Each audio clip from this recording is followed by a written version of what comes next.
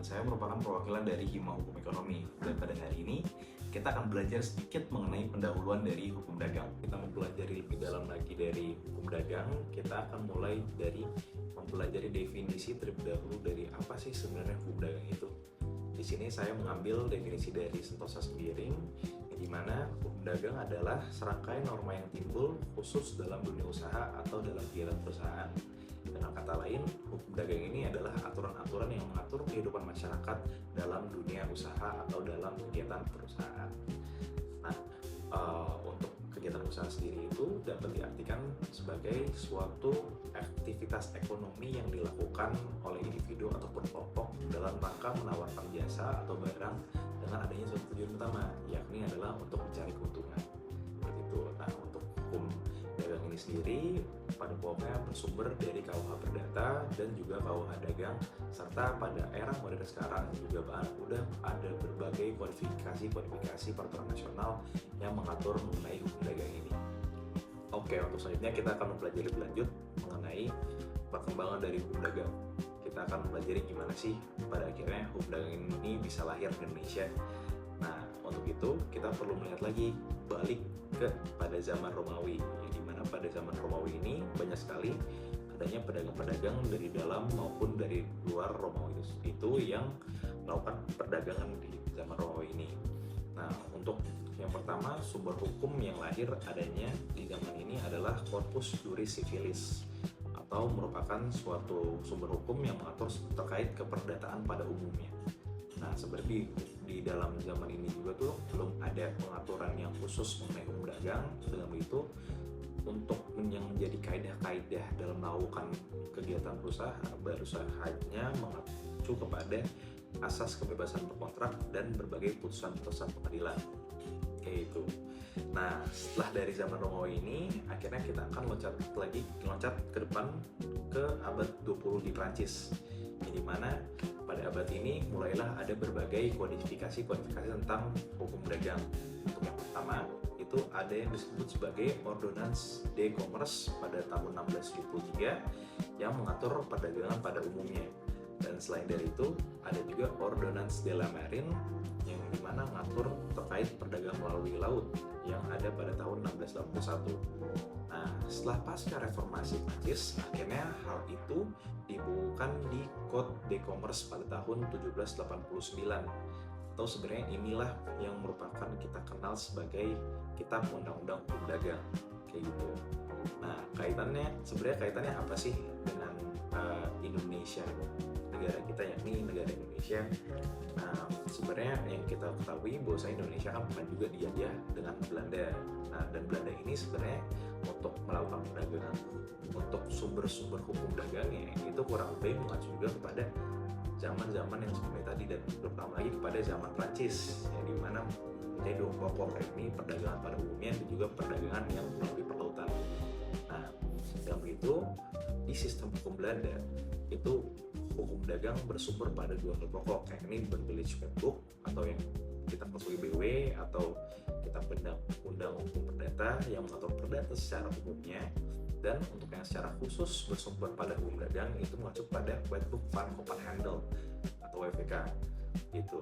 Dan dengan itu berlandaskan asas konkordansi, yang dimana karena Indonesia dijajah oleh Belanda, sistem hukum Belanda juga berlaku pada Indonesia pada saat jajahan itu, dan hingga saat ini selagi belum ada peraturan yang mengubahnya. Nah, dengan begitu karena sistem konkordansi berlaku di Indonesia, dan Indonesia ini dikenal yang kita kenal sekarang sebagai Kitab Undang-Undang Hukum Perdata dan juga Kitab Undang-Undang Hukum Dagang. Nah, untuk Kitab Undang-Undang Hukum Dagang ini yang saya sempat mention tadi bahwasanya mirip nih pada zaman Prancis, karena pada pokoknya di dalam KUH Dagang itu mengatur mengenai dua bab. Bab pertama terkait perdagangan pada umumnya, dan bab kedua ini mengenai perdagangan melewati laut untuk materi muatannya, seperti itu. Nah, mungkin untuk keberadaannya di Indonesia sekarang yang pada saat modern ini udah terdapat beberapa pasal-pasal dalam Kitab Undang-Undang Dagang yang sudah dicabut dikarenakan adanya pembuatan hukum nasional. Misalkan sebagai contoh adalah terkait pembahasan perseroan terbatas, yang dimana sekarang udah ada Undang-Undang 40 tahun 2007 yang mengatur secara khusus terkait perseroan terbatas. seperti itu. Ini kita akan bahas lebih lanjut mengenai kaitannya hukum perdata dan juga hukum dagang. Nah, hukum perdata kan dia bersumber dari kitab undang-undang hukum perdata, dan hukum dagang ini bersumber dari kitab undang-undang hukum dagang. Sebenarnya kaitan antara mereka berdua di dalam konteks hukum dagang adalah bahwasanya kitab undang-undang hukum perdata ini dipandang sebagai suatu genus atau suatu ketentuan-ketentuan yang umum. Khususnya itu adalah yang mengenai adanya suatu perikatan. Sedangkan kalau kitab undang-undang hukum dagang ini dilihat sebagai suatu ketentuan yang khusus atau suatu spesies kayak gitu. Dan implikasi ini dapat teman-teman lihat di pasal 1 kitab undang-undang hukum dagang, yang dimana menyebutkan selama adanya kitab undang-undang ini terhadap kitab undang-undang hukum perdata tidak diadakan penyimpangan khusus, maka kitab undang-undang hukum perdata berlaku juga terhadap hal-hal yang dibicarakan dalam kitab undang-undang ini.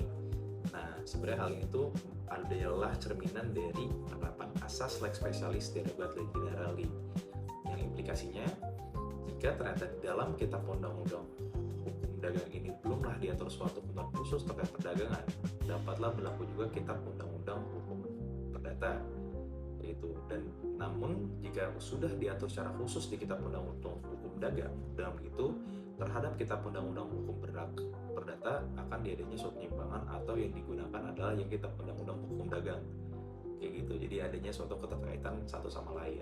Selanjutnya di sini kita akan membahas sedikit tentang badan usaha. Kalau yang kita lihat sendiri sini saya mencantumkan definisi dari Soeharjono Sukanto, bahwasanya badan usaha adalah organisasi yang melakukan kegiatan ekonomi secara terus-menerus dengan tujuan untuk memperoleh keuntungan. Pertama bisa digarisbawahi bahwasanya badan usaha adalah suatu organisasi atau suatu sekumpulan orang yang terkoordinir untuk melaksanakan maksud dan tujuan tertentu. Maksud dan tujuan ini tentunya adalah dalam konteks badan usaha itu untuk mencari keuntungan gitu. Dan badan usaha ini dia juga melakukan kegiatan ekonomi secara terus-menerus, atau bukanlah kegiatan yang bersifatnya insidental atau sekali selesai, tapi diharapkan kegiatan usaha yang berkelanjutan. Nah, selanjutnya dari itu, badan usaha ini sebenarnya memiliki dua penggolongan. Yang pertama, ada badan usaha berbadan hukum, dan ada juga badan usaha non berbadan hukum. Dan ini tuh sebenarnya akan menyebabkan adanya 3 segmen perbedaan. Yang pertama dalam segi subjek hukum, dalam segi harta kekayaan, dan juga dalam segi tanggung jawabnya seperti apa. Dalam segi subjek hukum, bisa lihat bosnya kalau emangnya badan usaha ini berbentuk badan hukum, dengan begitu hak dan kewajiban yang timbul akan beralih dan menjadi hak dan kewajiban dari badan usaha, bukanlah hak dan kewajiban dari pemilik ataupun pengurus dalam perusahaan tersebut. Dan begitu juga kalau emangnya di badan usaha non badan hukum, nah itu baru kebalikannya. Jadi hak dan kewajiban yang timbul bukanlah dipegang oleh badan usahanya, tapi dipegang oleh pemilik ataupun pengurus-pengurus di dalamnya. Itu yang kedua itu kan tadi terkait adanya pemisahan harta kekayaan. Kalau emangnya di badan hukum untuk itu terdapat adanya pemisahan harta kekayaan antara badan hukum dengan juga pemilik maupun pengurus-pengurusnya. Jadi tentu tidak adanya konsolidasi dari harta kekayaan mereka, tidaklah bercampur harta kekayaan antara badan usaha dengan juga pemiliknya dalam konteks badan hukum. Dan namun kalau emangnya dalam segi non badan hukum, dan itu balik juga keterbalikannya lagi, bahwasanya masih ada possibility kemungkinan adanya pencampuran harta antara pemilik dan juga antara pengurus dengan badan usaha itu sendiri gitu. Dan untuk selanjutnya perbedaan ketiga adalah terkait tanggung jawabnya. Jika dalam konteks badan usaha berbadan hukum, tanggung jawabnya itu akan beralih kepada hanya badan usaha itu sendiri. Dan itu jika nantinya ada ketimbul kerugian dalam melakukan usahanya, akan dibebankan kepada badan hukumnya, tapi tidaklah kepada pemilik maupun pengurusnya. Sedangkan kalau emangnya badan usaha tadi, balik lagi bahwasanya hak dan kewajibannya adalah ke pemilik dan juga pengurusnya. Dan juga kalau emang soal harta kekayaan masih ada pencampuran harta kekayaan, jadi masih dapat dimungkinkan bagi badan usaha non badan hukum, bagi pemiliknya maupun pengurusnya untuk juga menanggung kerugian-kerugian tersebut, dan bisa dibebankan kepada mereka juga dan juga kepada kas daripada badan usaha itu sendiri gitu. Oke, untuk selanjutnya kita akan membahas terkait jenis-jenis dari badan usaha. Yang pertama itu adanya persekutuan perdata, atau yang menurut definisinya dalam kitab undang-undang perdata, persekutuan perdata ini adalah suatu badan usaha yang didirikan berdasarkan perjanjian antara dua orang atau lebih untuk bekerjasama dengan tujuan memperoleh keuntungan dan hasilnya akan dibagi bersama. Nah, di dalam definisi tersebut itu ada beberapa unsur dari maskap. Yang pertama, adanya suatu perjanjian atau kesepakatan antara dua orang atau lebih. Yang kedua, adanya suatu pemasukan atau yang dapat disebut sebagai in-bank, yang dimana setiap sekutu ini diwajibkan untuk memasukkan sesuatu dan bisa dapat berupa yang pertama sebagai contoh uang, juga barang, juga tenaga, dan lain-lainnya. Unsur ketiga dalam definisi tersebut itu adalah adanya suatu tujuan bersama, yakni untuk mencari suatu keuntungan, dan yang keempat itu keuntungan ini akan dibagi antara para sekutu-sekutunya. Nah, dalam persekutuan perdata ini sebenarnya untuk struktur pengurusan itu baru lagi mengacu kepada perjanjian yang di awal, namun orang-orang yang bertindak di dalamnya itu disebut sebagai sekutu gitu. Dan berkaitan dengan tanggung jawab, sebenarnya pada prinsip umumnya anggota atau para sekutu tidak terikat dan tidak bertanggung jawab untuk seluruh utang persekutuan, dan masing-masing anggota sekutu tidak dapat mengikat anggota sekutu yang lain jika mereka tidak diberi kuasa untuk melakukan hal itu. Dan juga demikian sesuai dengan prinsip umum itu, bahwasanya bertanggung jawab untuk pihak ketiga hanyalah anggota sekutu yang melakukan tindakan itu, dan bertanggung jawab ini bersifat pribadi. Jadi misalkan let's say ada sekutu A dan sekutu B membuat perjanjian untuk membuat suatu data, dan jika A ini ingin melakukan perjanjian dengan pihak ketiga, itu sebenarnya tidak bakal mengikat pihak B, tapi hanya mengikat pihak A tadi yang melakukan perjanjian dengan pihak ketiganya. Dan apabila para sekutu bersama melakukan tindakan hukum dengan pihak ketiga, maka pihak ketiga dapat menuntut mereka secara masing-masing untuk jumlah dan bagian yang sama, meskipun bagian anggota yang sekutu yang satu kurang dari bagian sekutu yang lainnya. Yang dimana pada maksudnya adalah di dalam sekutu ini kalau emangnya ternyata hanya salah satu yang bertindak terhadap pihak ketiga, hanya pihak itu saja yang akan kena dalam si penanggung jawabannya dalam sisi melaksanakan kewajibannya. Tapi bila mana ada pihak A dan pihak B di sini dengan bareng-bareng untuk melakukan perjanjian terhadap pihak ketiga, pihak ketiga tersebut bisa menuntut salah satu dari mereka. Dan itu misalkan pihak A itu sebesar 50 juta dan pihak B sebesar 50 juta, dan itu bisa saja nuntut pihak ketiga ini bisa saja nuntut ke pihak A sebesar 100 juta, yang dimana meliputi juga si perjanjian antara pihak A dan pihak B tadi gitu. Selanjutnya di sini kita akan membahas terkait firma sebagai bentuk kedua dari badan usaha. Nah, untuk dari definisi sendiri, firma adalah suatu perseroan yang didirikan untuk menjalankan usaha dengan satu nama bersama. Nah, yang bisa di-highlight ini adalah adanya suatu nama bersama dalam kegiatan usaha, dan begitu mengimplikasikan kepada dua hal, yakni suatu kewenangan dan juga tentang tanggung jawabnya, yang dimana itu diatur terkait kewenangan dalam pasal 17 dan terkait tanggung jawab itu dalam pasal 18. Dalam segi kewenangan ini maksudnya apa sih? Nah, dalam pasal 17 ini itu dijelaskan bahwasanya dengan itu sekutu atau orang-orang dalamnya berwenang untuk bertindak atas nama firma tadi dan konteks untuk menerima pengeluaran uang ataupun menerima uang yang masuk. Ini mencakup berbagai tanggung jawab lainnya juga, dan juga dapat mengikat perseroan terhadap pihak ketiga. Jadi dalam hal kita melakukan perjanjian kerja terhadap pihak ketiga misalkan, yaitu atas nama firma tersebut, dan akan mengikat daripada sekutu-sekutunya itu, daripada orang-orang di dalam firma tersebut.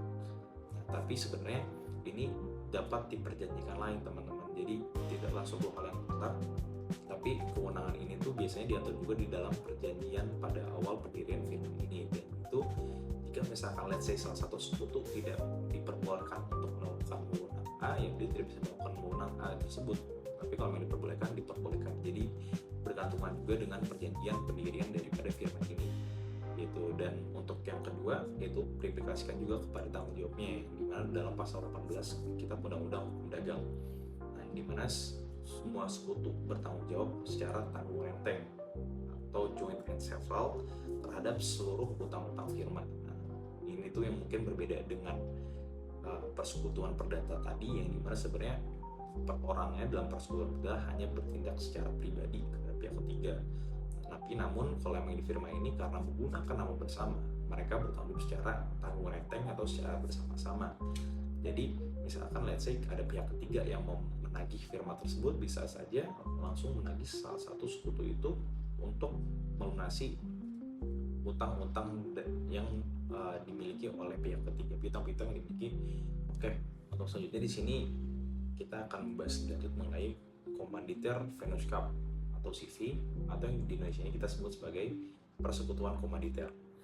Di mana mungkin yang sempat saya jelaskan tadi, kalau dalam konteks firma, bahwasanya firma ini merupakan kekhususan dari persekutuan perdata, atau yang dimana dasarnya adalah suatu persekutuan perdata, yang dimana tadi persekutuan modal dan lain-lainnya itu kekhususan lagi di firma, yang dimana firma ini merupakan persekutuan perdata, tapi dalam menjalankan pengurusannya itu menggunakan satu nama.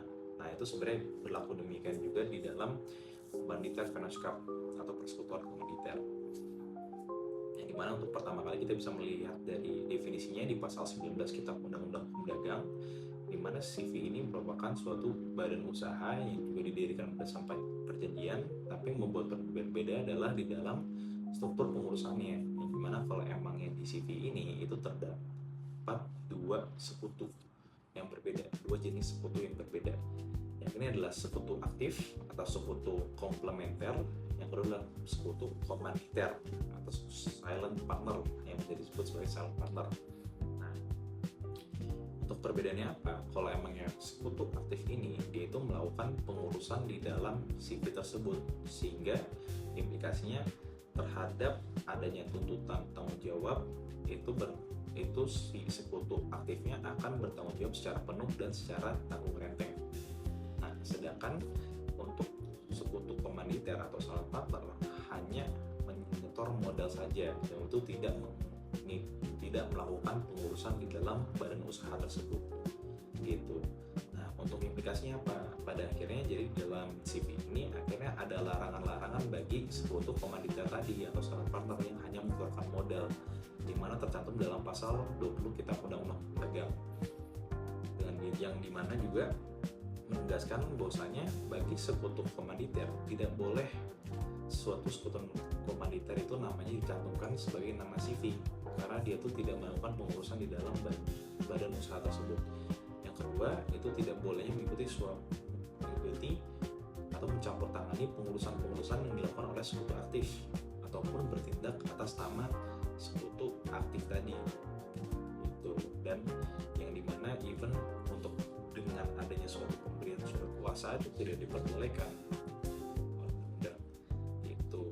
Dan ketiga itu tanggung jawab. Dengan itu implikasinya adalah tanggung jawabnya hanya terbatas pada modal investornya. Misalkan let's say saya merupakan sekutu komanditer, akhirnya saya nyumbang 50 juta dengan berharap keuntungan terhadap modal tersebut. Kalau emangnya rugi, berarti ruginya hanya 50 juta tadi gitu, akan mengurang. Tapi kalau nambah bikin apa? Dan itu kalau emangnya ada tuntutan terhadap pihak ketiga dan juga misalkan ada upaya-upaya hukum yang dilakukan terhadap CV tersebut, itu tidaklah mengikat diri saya sebagai sekutu komanditer, tapi hanya mengikat sekutu aktif tadi gitu. Nah, mungkin yang ditanyakan sekiranya bagaimana sih kalau memangnya hal-hal tersebut dilanggar. Nah, hal itu dicantumkan dalam pasal 21 Kitab Undang-Undang Hukum Dagang.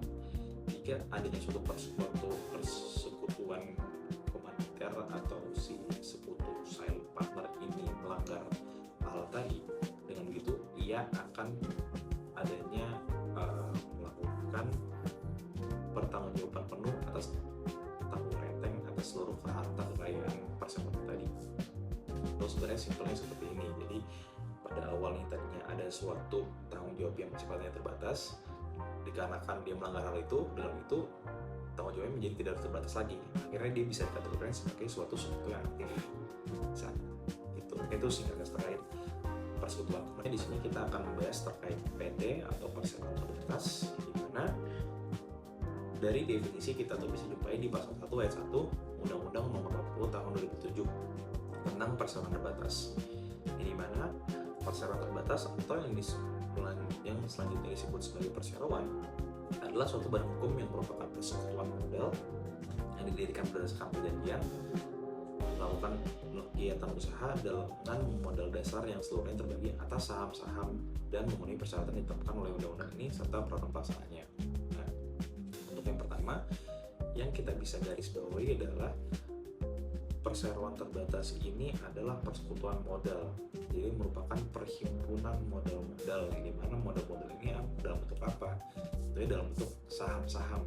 Perhatikan juga berarti pemilikan atau keanggotaan dari suatu perseroan terbatas itu tergantung lagi dari berapa saham yang dimilikinya, persentasenya berapa yang dimiliki oleh seorang terhadap perseroan tersebut atas sahamnya, sehingga menggambarkan suatu ownership atau kepemilikan terhadap perseroan tersebut. Itu unsur yang kedua, adanya didirikan berdasarkan suatu perjanjian yang dimana berimplikasikan sebenarnya suatu PT ini tidaklah boleh didirikan hanya oleh satu orang karena basisnya perjanjian gitu, jadi harus 2 orang atau lebih. Tapi mungkin di Undang-Undang Cipta Kerja adanya suatu perubahan yang dimana sekarang ada jenis baru dari PT, yakni PT perorangan, yang teman-teman bisa belajar lebih lanjut nanti. Nah, dengan begitu yang definisi yang bisa kita ambil lagi adalah bahwasanya suatu PT ini perlu memiliki suatu kegiatan usaha. Kegiatan usahanya di mana nih? Apakah dalam lingkup perdagangan kah, atau sekiranya dalam lingkup asuransi kah, dan lain-lain. Itu.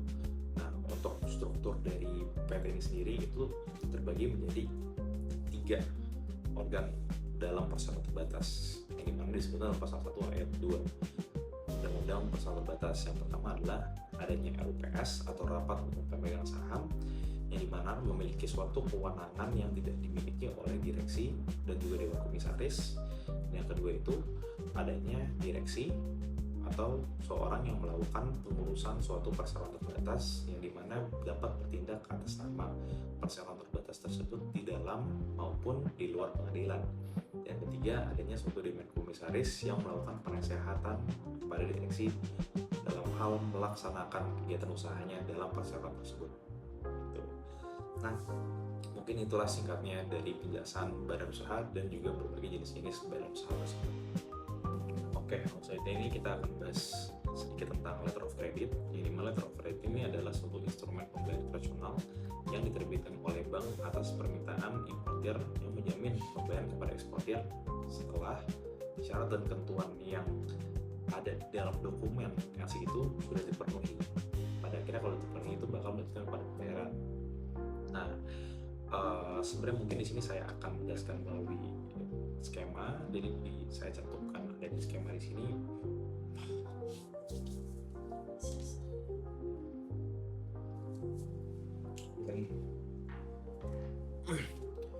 Oke, untuk lebih lanjut lagi.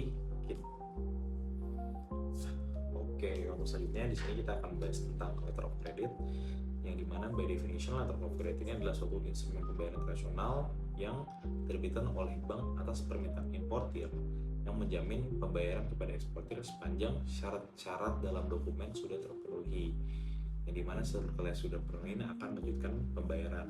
Nah, dalam letter of credit ini itu adanya 4 pihak.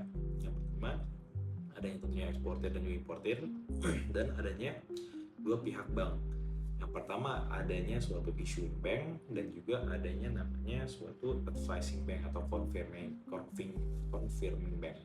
Nah, jadi untuk skemanya yang pertama, si importer ini akan menerbitkan LC melalui issuing bank, yang dimana nanti issuing bank akan mengabarkan advising bank bahwasanya setelah dibuka suatu letter of credit atas nama eksportirnya dan dengan menyerahkan dokumen dan dengan adanya di dalam dokumen tersebut suatu ketentuan-ketentuan yang wajib dipenuhi oleh eksportir untuk pada akhirnya bisa dicairkan uangnya.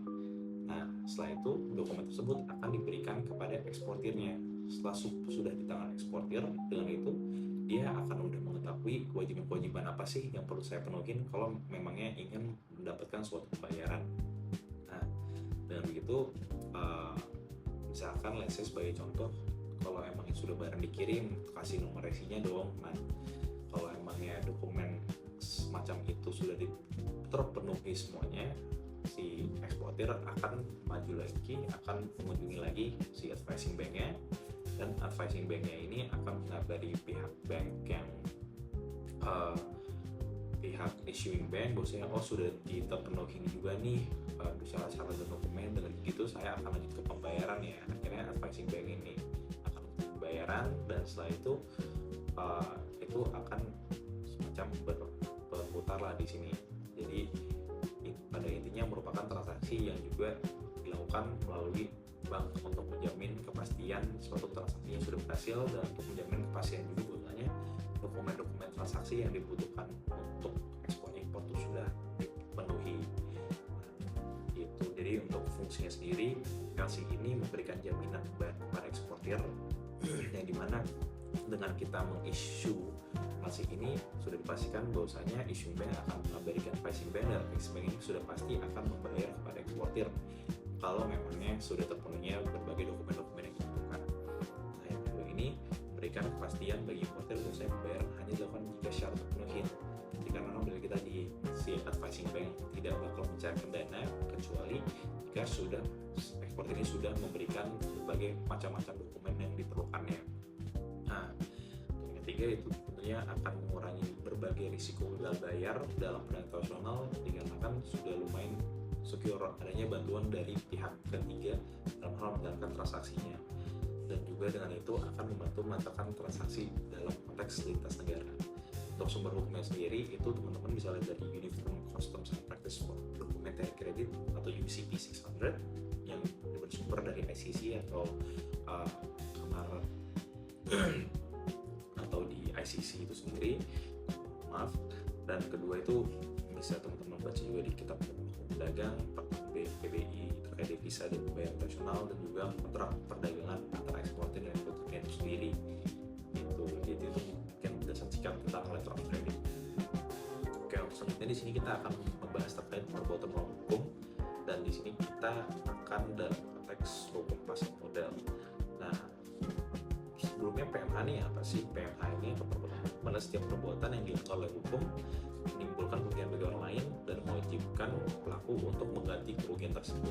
Jadi pada pokoknya untuk unsur PMH ini dan perbedaan dengan uang prestasi adalah bahwasanya PMH itu merupakan pelanggaran yang melanggar suatu hukum. Jadi mana berarti sumber perikatannya itu adalah dari suatu undang-undang. Sebagai contoh dalam kitab undang-undang perdata ya misalkan. Nah, itu akan dapat dikenakan suatu PMH. Beda sama uang prestasi yang dimana merupakan pelanggaran terhadap suatu perjanjian yang dimana perikatan dasarnya yang itu dari perjanjian tersebut. Gitu. Dan untuk PMH ini sendiri dia udah dicantum dalam pasal 1365 kitab undang-undang perdata yang dimana setiap perbuatan yang melanggar hukum dan membawa kerugian kepada orang lain mewajibkan orangnya karena salahnya menerbitkan kerugian itu untuk mengganti kerugian tersebut. Jadi esensinya perlu ada juga pelanggaran hukum, perlu adanya merugikan suatu orang lain, dan orang tersebut diwajibkan oleh hukum untuk akhirnya mengganti kerugian tersebut. Itu. Dan dalam konteks pasar modal sebenarnya berarti tadi kan PMH ini adalah melanggar suatu undang-undang, melanggar suatu undang-undang tadi, dan berarti yang diperhatikan adalah yang mana yang dilanggar. Tentunya kalau emang dalam pasar modal itu yang dapat dilanggar itu ada berbagai ketentuan yang diatur dalam Undang-Undang Nomor 8 Tahun 1995 atau disebut sebagai UPM atau Undang-Undang Pasar Modal, dan ada juga peraturan POJK lainnya, peraturan otoritas jasa keuangan, dan juga berbagai prinsip dalam pasar modal. Usually salah satu prinsip adalah prinsip keterbukaan yang sangat amat digunakan dalam pasar modal. Dan di sini contohnya itu kalau perbuatan melawan dalam pasar modal, yang pertama ada namanya insider trading atau merupakan perdagangan efek dengan menggunakan informasi dari orang dalam. Kedua, dalam pasar modal itu salah satu prinsipnya adalah kesetaraan informasi antara orang-orang yang ingin melakukan perbuatan hukum mengenai efeknya tersebut. Dan itu jika melakukannya transaksinya dengan adanya orang dalam, itulah melanggar prinsip dari kesetaraan tadi dan kesetaraan dan juga melanggar dikategorikan sebagai insider trading yang melanggar pasal 95 sampai 98 Undang-Undang Pasar Modal.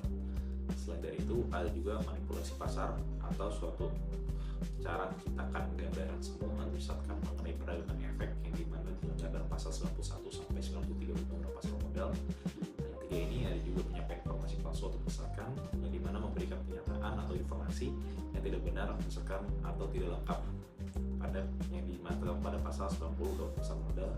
Terus habis itu ada fraud atau penipuan yang dimana tindakan menipu investor dalam melakukan suatu transaksi terhadap suatu efek pada pasal 104 Undang-Undang Pasar Modal.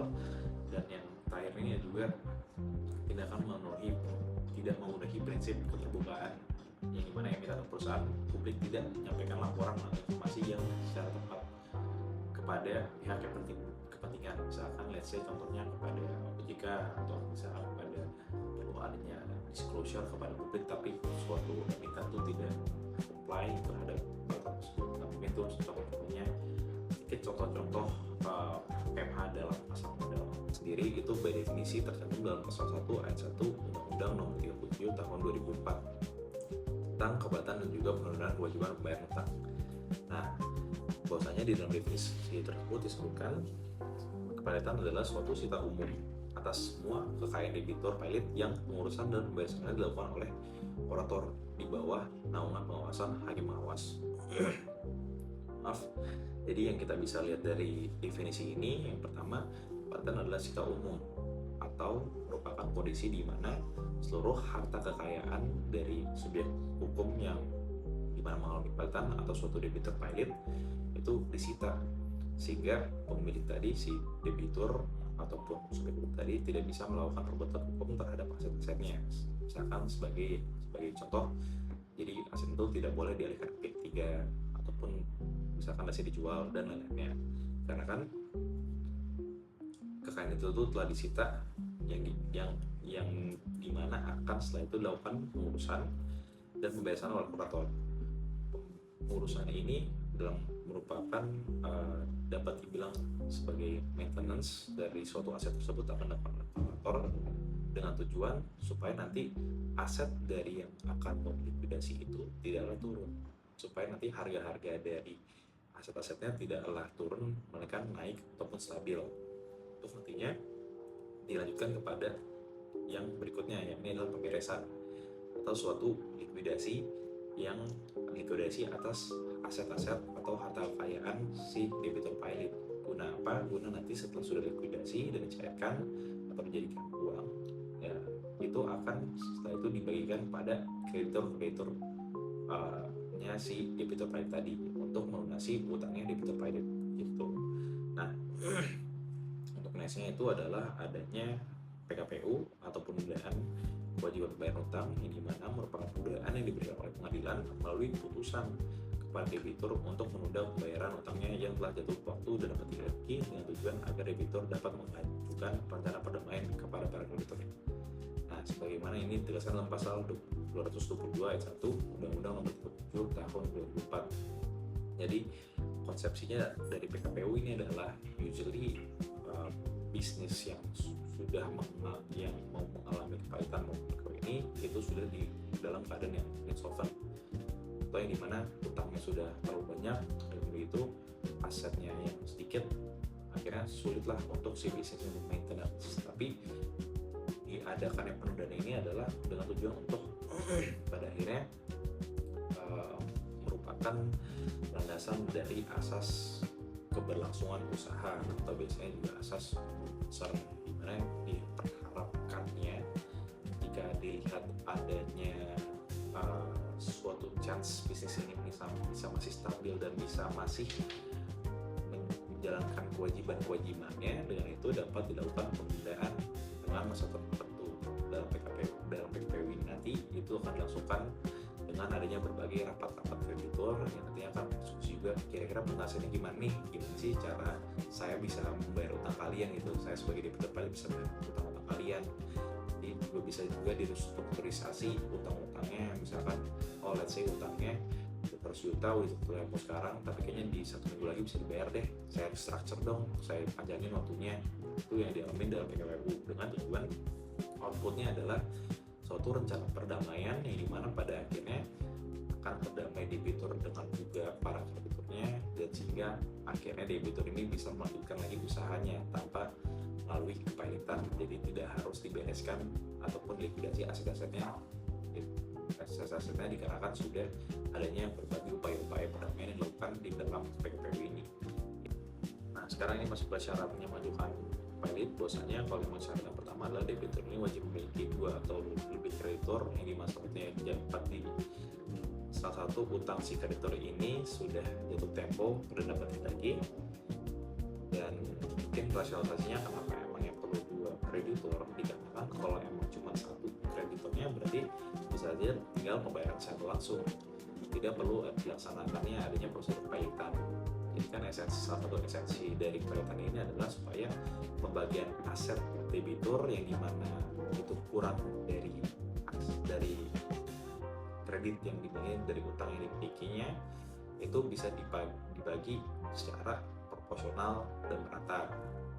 Nah, pada itu kalau ini 1 kreditor ya tidak perlu, tapi kalau yang lebih 2 atau lebih pasti bingung dong, ini uang saya dikit tapi saya harus bagi banyak orang, yang gimana cara membaginya, dan itu akan dapat dilaksanakan melalui proses pilotan yang dimana pemantauan gimana cara membagi-baginya pada si kreditor itu. Nah, untuk PKPU sendiri syaratnya adalah dalam pasal 222 ayat 2 Undang-Undang 37 tahun 2004, debitur ini wajib memiliki 2 kreditor dan tidak dapat atau memperkirakan pembayaran utangnya pada waktu tertentu.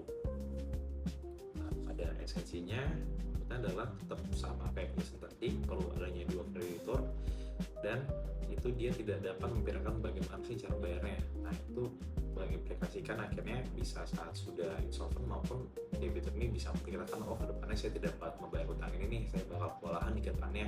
Maka dari itu sudah dapat diajukan PKPU pada pengadilan gitu. Nah, terhadap pihak yang mengajukan bagi kepilotan ini bisa diajukan oleh debitur sendiri bagi kreditor, dan juga berbagai peraturan-peraturan khusus, misalkan let's say pemeriksaan ini biasanya untuk kepentingan umum, dan bagi bank itu dapat diajukan oleh Bank Indonesia. Nah, bagi perusahaan asuransi, resultasi, dan pensiun, BUMN, dan lainnya itu bisa juga diajukan oleh OJK, dan untuk BUMN tertentu itu bisa diajukan oleh Menteri Keuangan.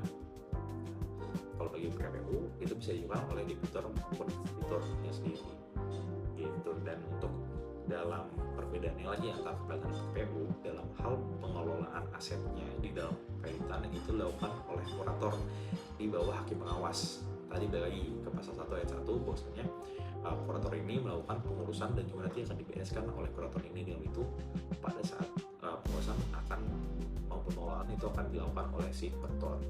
Nah, bagi PKPU itu akan dilakukan pengelolaan di bawah pengawasan pengurus yang ditunjuk oleh pengadilan. Pengurus dalam konteks apa ini? Maksudnya untuk melakukan pengurusan pas masa PKPU supaya sama aja kayak kurator tadi, supaya asetnya tidak turun tapi tambah ataupun stabil gitu. Oke. Nah, untuk selanjutnya di sini kita akan masuk ke bab bagian lainnya dari hukum dagang, yakni adalah terkait pedagang perantara. Kalau melewati definisinya, pedagang perantara adalah seorang atau badan usaha yang memiliki tugas untuk menghubungkan antara produsen dan juga konsumennya. Nah, jadi itu pada intinya pedagang perantara ini membantu untuk menghubungkan produsen dan juga konsumen. Nah, kenapa sih sebenarnya produsen dan konsumen ini perlu dihubungin, dan kenapa sih perlu banget nih supaya perlu ada pedagang perantara dalam hal menghubungkan? Jadi itu hal tersebut diperlukan dikarenakan adanya beberapa faktor. Faktor yang pertama adalah misalkan karena lokasi jarak antara produsen dan pembeli yang sangat amat jauh, sehingga produsen ini tidak dapat atau penjual ini tidak dapat mengantarkan barangnya atau tidak dapat memasarkan barangnya kepada wilayah tertentu. Dengan itu dapat dibantu oleh pedagang perantara.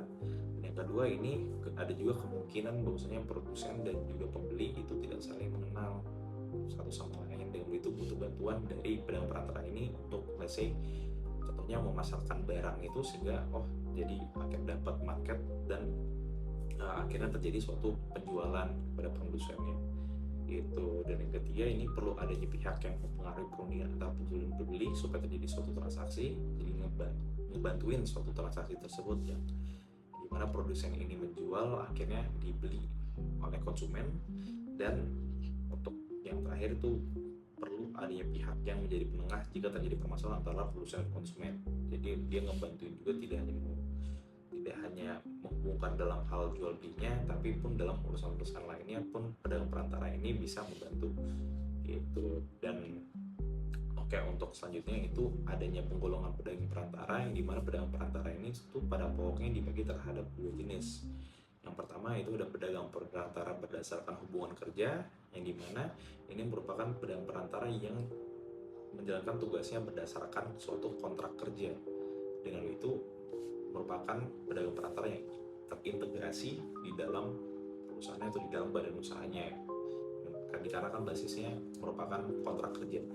Dan sebenarnya bisa juga dalam konteks perorangan, akhirnya saya buat perjanjian kerja dengan seorang, dan itu merupakan perjanjian kerja yang diatur dalam undang-undang ketenagakerjaan pun dapat disebut sebagai pedagang perantara yang berdasarkan hubungan kerja itu. Jadi untuk statusnya pedagang perantara ini akan bersifat antara majikan dan juga karyawan. Adanya pengusaha, ada juga karyawan ya. Itu merupakan status di dalam mereka. Yang kedua ini adalah adanya pedagang perantara yang berdiri sendiri, atau pedagang perantara yang simply bekerja tidak dengan adanya hubungan kerja. Jadi merupakan tunggal dan merupakan bisnis tersendiri. Nah, dengan begitu, bagi pedagang perantara yang berdiri sendiri itu akan bekerja secara independen, dan juga hubungan yang akan dijalin dengan nantinya ada yang butuh, ada produsen maupun konsumen yang butuh bantuan adalah bersifat perjanjian kawinan gitu.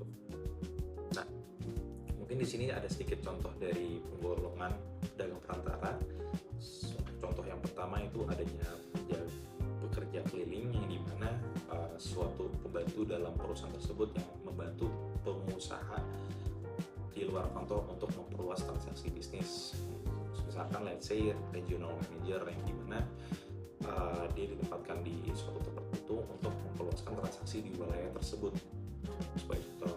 Nah, setelah itu juga ada juga pimpinan perusahaan, yang dimana merupakan seorang yang dimandatkan untuk selalu bertindak keluar untuk mengatasnamakan perusahaan ini dalam konteks pemasaran, dalam konteks untuk mencari transaksi seperti itu. Nah, sebenarnya tapi ini juga merupakan fleksibel, tergantung dari basis hubungan kerjanya apa nih, dan title-nya apa, itu tergantung dari perjanjian hubungan kerjanya, dibolehkan hubungannya batasnya seperti apa sih kayak itu. Dan untuk yang berdiri sendiri atau independen itu saya ambil contoh salah satunya adalah maklar atau broker, yang dimana diatur juga dalam Kitab Undang-Undang Hukum Dagang pada pasal 62 dan sampai juga 73, di mana maklar ini adalah seorang yang menghubungkan kepentingan prinsipal dari pihak lainnya dan pihak lainnya, atau yang kita dapat sebut sebagai seorang broker kayak gitu. Nah, untuk contoh lainnya, kalau emangnya di pedagang perantara yang independen, itu juga ada perantara perdagangan efek atau pihak yang melakukan kegiatan usaha jual beli efek untuk kepentingan sendiri atau pihak lainnya. Nah, ini tuh teman-teman bisa jumpai di dalam hukum ekonomi, yakni hukum pasar modal. Nah, di situ dia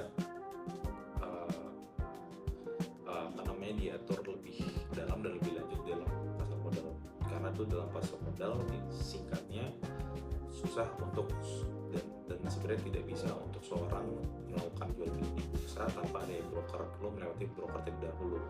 Nanti emiten akan melalui broker dan untuk menjual sahamnya, dan juga nanti bakal ada investor yang harus melalui brokernya, dan habis itu membeli sahamnya di dalam bursa efek gitu. Jadi itu merupakan singkatnya dari penelitian mengenai Incoterms atau International Commercial Terms, yang dimana ini merupakan suatu istilah-istilah dalam pelayaran perdagangan, dalam konteks pelayaran yang dimana diperkatai atau diterbitkan oleh Kamar Dagang Industri atau ICC. Dan tujuan dari Incoterms ini adalah untuk memberi kejelasan antara hak dan juga kewajiban antara penjual atau eksportir dan juga pembeli ataupun importir, guna untuk memastikan kejelasan dan konsistensi dalam perjanjian perdagangan internasional. Jadi ini merupakan suatu yang berawalnya dari mungkin kebiasaan internasional yang akhirnya dengan itu dikonkretkan dengan membuat suatu terma-terma untuk membahas tanggung jawab antara eksportir dan juga importir dalam segi jual beli ataupun eksportir dan importirnya tadi dalam konteks pelayaran perdagangan di dunia, teman-teman gitu. Dan ini mungkin ada banyak sebenarnya definisi dari Incoterms itu, dan setiap maaf, bukan definisi tapi merupakan istilah-istilah dari Incoterms itu ada banyak, dan setiap istilah ini tuh dia memiliki lingkup hak dan kewajibannya masing-masing terhadap para pihak antara penjual dan juga pembeli gitu. Dan mungkin di sini kayak misalkan saya kasih gambar adanya X-Works, adanya free cater, adanya FOB, free on board, dan kayaknya di sini saya akan memberi salah satu contoh saja, yaitu dalam FOB atau yang disebut sebagai free on board, yang dimana bebas setelah sudah mencakupi palka kapal sebenarnya untuk by definisi Indonesianya. Nah, langsung saja ke contohnya. Jadi dalam FOB Incoterms 2020 itu tuh berarti kan eksportir atau penjual hanya bertanggung jawab sampai barang sudah diserahkan olehnya kepada palka kapal di pelabuhan keberangkatan. Jadi setelah emangnya barang ini sudah dikasihkan ke kapal, udah masuk ke palka kapalnya, dan itu mengindikasikan ekspor ini sudah tidak bertanggung jawab lagi. Jadi hanya sebatas dari gudang sampai kapal itu merupakan tanggung jawab dari eksportir, tapi setelah sudah nyampe palka kapal itu dan seterusnya sampai akhirnya di tangannya importer, itu akan menjadi tanggung jawab si importernya sendiri. Nah, implikasinya sebagai contoh, jika ada kerusakan setelah kapal berangkat, itu berarti kan akan ditanggungjawabkan kepada pembeli atau kepada importirnya. Jadi sudah beralih lagi nih, kalau emangnya rusak setelah masuk ke kapalnya dan sudah berlayar, ya, itu bukan bertanggung jawabnya eksportir lagi, karena eksportir ini hanya bertanggung jawab sampai sudah di kapal gitu. Dengan demikian, pembeli di sini tidak boleh menuntut pengurangan harga dan lain-lainnya, itu tidak balik lagi kepada pihak, namun pembeli pada dasarnya tetap wajib untuk bayar harga penuh meskipun barang sudah rusak di perjalanan, seperti itu. Oke, nah itu mungkin sedikit pendahuluan tentang bagaimana hukum dagang di Indonesia. Mungkin itu cukup sekian dari saya. Sebelumnya maaf jika ada kesalahan kata ataupun kesalahan dalam segi mengucapkan. Sebelumnya terima kasih kepada teman semua, dan jika ada yang ingin bertanya bisa dapat kontak saya lebih lanjut. Itu ya, cukup sekian dari saya. Thank you. Perkenalkan, nama aku Keila dari Angkatan 2022 sebagai perwakilan dari Himain, dan hari ini kita bakal belajar bareng-bareng mengenai perjanjian internasional. Nah, mungkin di sini teman-teman masih ada yang kebingungan, sebenarnya perjanjian internasional tuh kayak gimana sih? Gimana bentuk perjanjian dari perjanjian internasional itu sendiri? Nah, apabila teman-teman melihat artikel 1 dari VCLT sendiri, itu tuh dinyatakan bahwa treaty itu merupakan international agreement yang concluded between states dan secara tertulis dan governed by international law, yang mana nantinya akan aku jelaskan maksud dari elemen-elemen ini tuh seperti apa.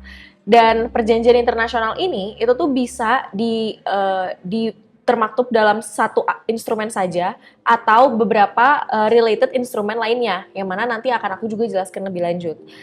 Dan perlu diingat juga bahwa perjanjian internasional itu tuh tidak memiliki bentuk pakemnya dia tuh harus seperti apa gitu. Jadi nggak semua perjanjian internasional itu berbentuk convention, tidak semua perjanjian internasional itu tuh bentuknya protokol, tapi bisa juga dalam bentuk misalkan MOU dan lain-lainnya. Nah, prinsip-prinsip dalam perjanjian internasional yang harus selalu kalian ingat adalah yang pertama itu free consent. Maksud dari free consent itu apa sih? Jadi, negara itu tuh tidak dapat dipaksa untuk menyatakan persetujuannya dalam mengikatkan dirinya ke perjanjian internasional. Jadi, itu tuh harus secara voluntarily gitu. Dia, ya kalau dia mau-mau, enggak gitu. Dan itu nggak boleh dipaksa. Kemudian yang kedua tentunya itu ada good faith, jadi harus ada etikat baik. Jadi ketika negara ingin mengikatkan atau tidak mengikatkan dirinya ke perjanjian internasional, itu tuh harus berdasarkan etikat baik. Dan dalam menjalankan perjanjian internasional itu juga harus didasarkan pada etikat baik. Dan yang ketiga yaitu ada Pacta Sunt Servanda. Maksudnya tuh gimana? Jadi ketika negara sudah memilih untuk mengikatkan dirinya kepada suatu perjanjian internasional, itu harus dia patuhi dan harus dia jalankan. Seperti itu. Kemudian kita lanjut ke unsur-unsur hukum perjanjian internasional. Nah, tadi kan kita udah belajar ya definisi dari perjanjian internasional atau treaty itu tuh apa sih? Dan di dalam definisi itu terdapat yang pertama ada international agreement. Maksud dari international agreement tuh apa? Jadi merupakan persetujuan antara satu negara dengan negara lainnya. Jadi itu bukan merupakan persetujuan yang ada di dalam hukum satu negara aja. Mau kayak hukum domestik suatu negara itu bukan seperti itu. Tapi itu harus antar satu negara dengan negara lain. Kemudian ini lanjut ke poin kedua aku, yaitu suatu perjanjian internasional itu harus concluded between states. Jadi pihak-pihak yang terdapat di dalam perjanjian internasional itu harus negara. Dia nggak bisa korporasi ataupun individu, dia harus strictly negara-negara aja. Kemudian yang ketiga yaitu written form. Nah, untuk suatu perjanjian internasional itu bisa dikatakan sebagai perjanjian yang sah gitu, perjanjian yang valid, itu tuh harus dalam bentuk tertulis. Kalian tidak bisa membentuk suatu perjanjian internasional hanya berdasarkan oral agreement aja atau hanya berdasarkan ngobrol gitu. Dia harus ada buktinya bahwa itu ditulis buktinya, dan buktinya itu harus secara tertulis. Kemudian yang ketiga, ini governed by international law. Jadi ketika suatu negara itu sudah memilih untuk mengikatkan dirinya pada perjanjian internasional, itu tandanya ada suatu intention untuk dia create legal obligation under international law. Jadi ketika dan untuk suatu negara itu tuh bisa memiliki niat untuk create obligation under international law ini, dia harus menyatakan consent to be bound-nya. Nanti aku akan jelasin consent to be bound itu apa. Tapi ketika dia sudah menyatakan persetujuannya untuk terikat oleh suatu perjanjian internasional, maka dia sudah ada suatu kewajiban nih di dalam hukum internasional.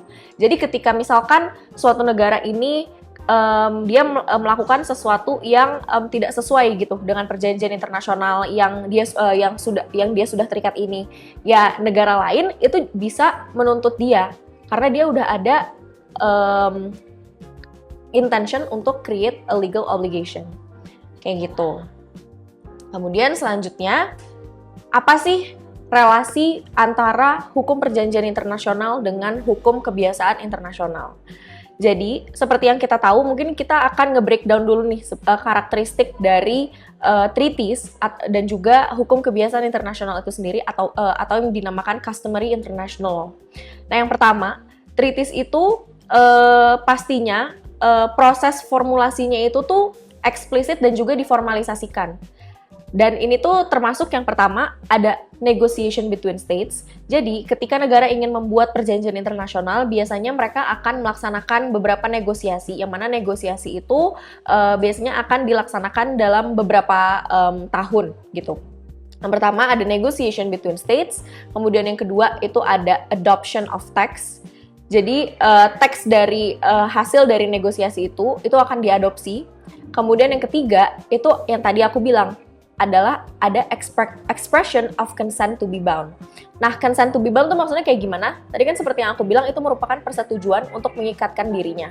Nah, untuk mengikatkan dirinya itu tuh bisa dalam bentuk signature, yaitu tanda tangan, atau ratification, kemudian ada accession, dan juga ada bentuk-bentuk lainnya juga sebenarnya. Kemudian yang keempat, itu ada tanggal entry into force-nya. Nah, kalau misalkan customary international law, dia itu tuh hanya punya dua elemen aja. Yang pertama udah widespread practice between states, kayak itu tuh udah sering dilakukan oleh banyak negara, dan biasanya tuh kayak contohnya udah diatur dalam hukum banyak negara, dan itu tuh ada sebenarnya ada minimalnya untuk suatu hukum tuh bisa dikatakan customary international law. Kemudian yang kedua itu ada opinio juris. Maksud dari opinio juris itu gimana? Jadi kalau misalkan kalian baca putusan ICJ, hakimnya itu tuh mengakui bahwa ya ini sudah diakui sebagai customary international law gitu. Nah, hubungannya tuh seperti apa antara kedua hukum ini? Jadi banyak a lot of times treaties itu tuh dibentuk berdasarkan customary international law. Jadi negara-negara ini mau mengkodifikasikan customary international law ke dalam bentuk treaty. Contohnya tuh apa? VCLT sendiri. VCLT sendiri itu isinya merupakan customary international law yang mereka kodifikasikan menjadi treaty. Kemudian yang kedua, customary international law itu tuh juga bisa digunakan untuk menginterpretasikan suatu treaty gitu. Jadi ketika ada jadi misalkan ketika ada keambiguitas tentang suatu pasal dalam treaty tersebut, kemudian salah satu cara interpretasinya itu juga bisa dalam kita melihat apakah ini tuh sudah menjadi bentuk customary international law atau tidak. Kemudian yang ketiga, itu tuh suatu customary international law itu tuh juga bisa dijadikan gap fill. Maksud gap fill tuh kayak gimana? Jadi ketika ada kekosongan, contoh suatu negara itu tuh tidak terikat dalam VCLT. Misalkan suatu negara itu tidak meratifikasi VCLT. Kemudian ICJ itu tuh mau menginterpretasikan VCLT. Maksudnya pengen menginterpretasikan suatu perjanjian internasional berdasarkan VCLT. Tapi dikarenakan satu negara ini tidak meratifikasi VCLT, jadi ICJ akan menginterpretasikan itu berdasarkan customary international law. Karena VCLT itu isinya customary international law. Jadi customary international law itu juga bisa digunakan sebagai gap fill, kayak gitu. Jadi misalkan ketika negara tidak meratifikasi Convention A, tapi dia melakukan pelanggaran misalkan, dan Convention A itu tuh pasal dalam Convention A itu udah dianggap sebagai customary international law. Nah, dia akan terikatnya sebagai customary international law karena customary international law itu mengikat seluruh negara gitu. Nah, kemudian lanjut, ini juga merupakan hubungan antara perjanjian internasional dengan kebiasaan internasional, seperti yang sudah aku jelaskan tadi. Kemudian ini ada contoh kasus, yaitu joint statement between the People's Republic of China dan Republic of Indonesia. Sebenarnya terkait dokumen ini itu bisa kalian akses di Google, supposedly ada. Jadi ini tuh cukup menarik karena di dalam joint statement ini terdapat consent dari Indonesia maupun Cina untuk melakukan melakukan advancing the comprehensive strategic partnership and the China community with a shared future. Jadi antara joint statement ini tuh lagi diperdebatkan apakah joint statement itu bisa dikualifikasikan sebagai perjanjian internasional atau tidak. Karena yang pertama, bagi para pihak yang menyatakan bahwa dia tuh tidak bisa dikualifikasikan sebagai perjanjian internasional, itu mengatakan bahwa di sini tuh tidak ada yang pertama, Indonesia dan juga China itu tuh tidak menandatangani kedua joint statement ini, kayak gitu. Terus yang kedua, ini tuh isinya hanya merupakan janji-janji untuk melaksanakan kerjasama, kayak komitmen gitu loh. Tapi tidak ada legal obligation yang muncul dari sini. Kenapa? Karena nggak ada konsekuensi hukumnya. Jadi isinya tuh cuman ya udah kayak Indonesia dan China itu berkomitmen untuk melakukan ini, yang mana itu menunjukkan consent. Tapi apakah itu cukup untuk dikatakan consent to be bound ketika tidak ada ketika syarat-syarat consent to be bound dalam VCLT juga tidak terpenuhi di dalam joint statement ini. Tapi on the other hand, just because ini namanya tuh joint statement dan terlihat seperti bukan convention atau bukan protokol atau bukan covenant gitu maksudnya, tapi joint statement tuh juga sangat mungkin kok untuk menjadi perjanjian internasional. Hanya saja untuk suatu joint statement dijadikan perjanjian internasional, itu syarat-syaratnya yang definisi treaty yang di awal tadi kita bahas itu semuanya itu terpenuhi. Seperti itu.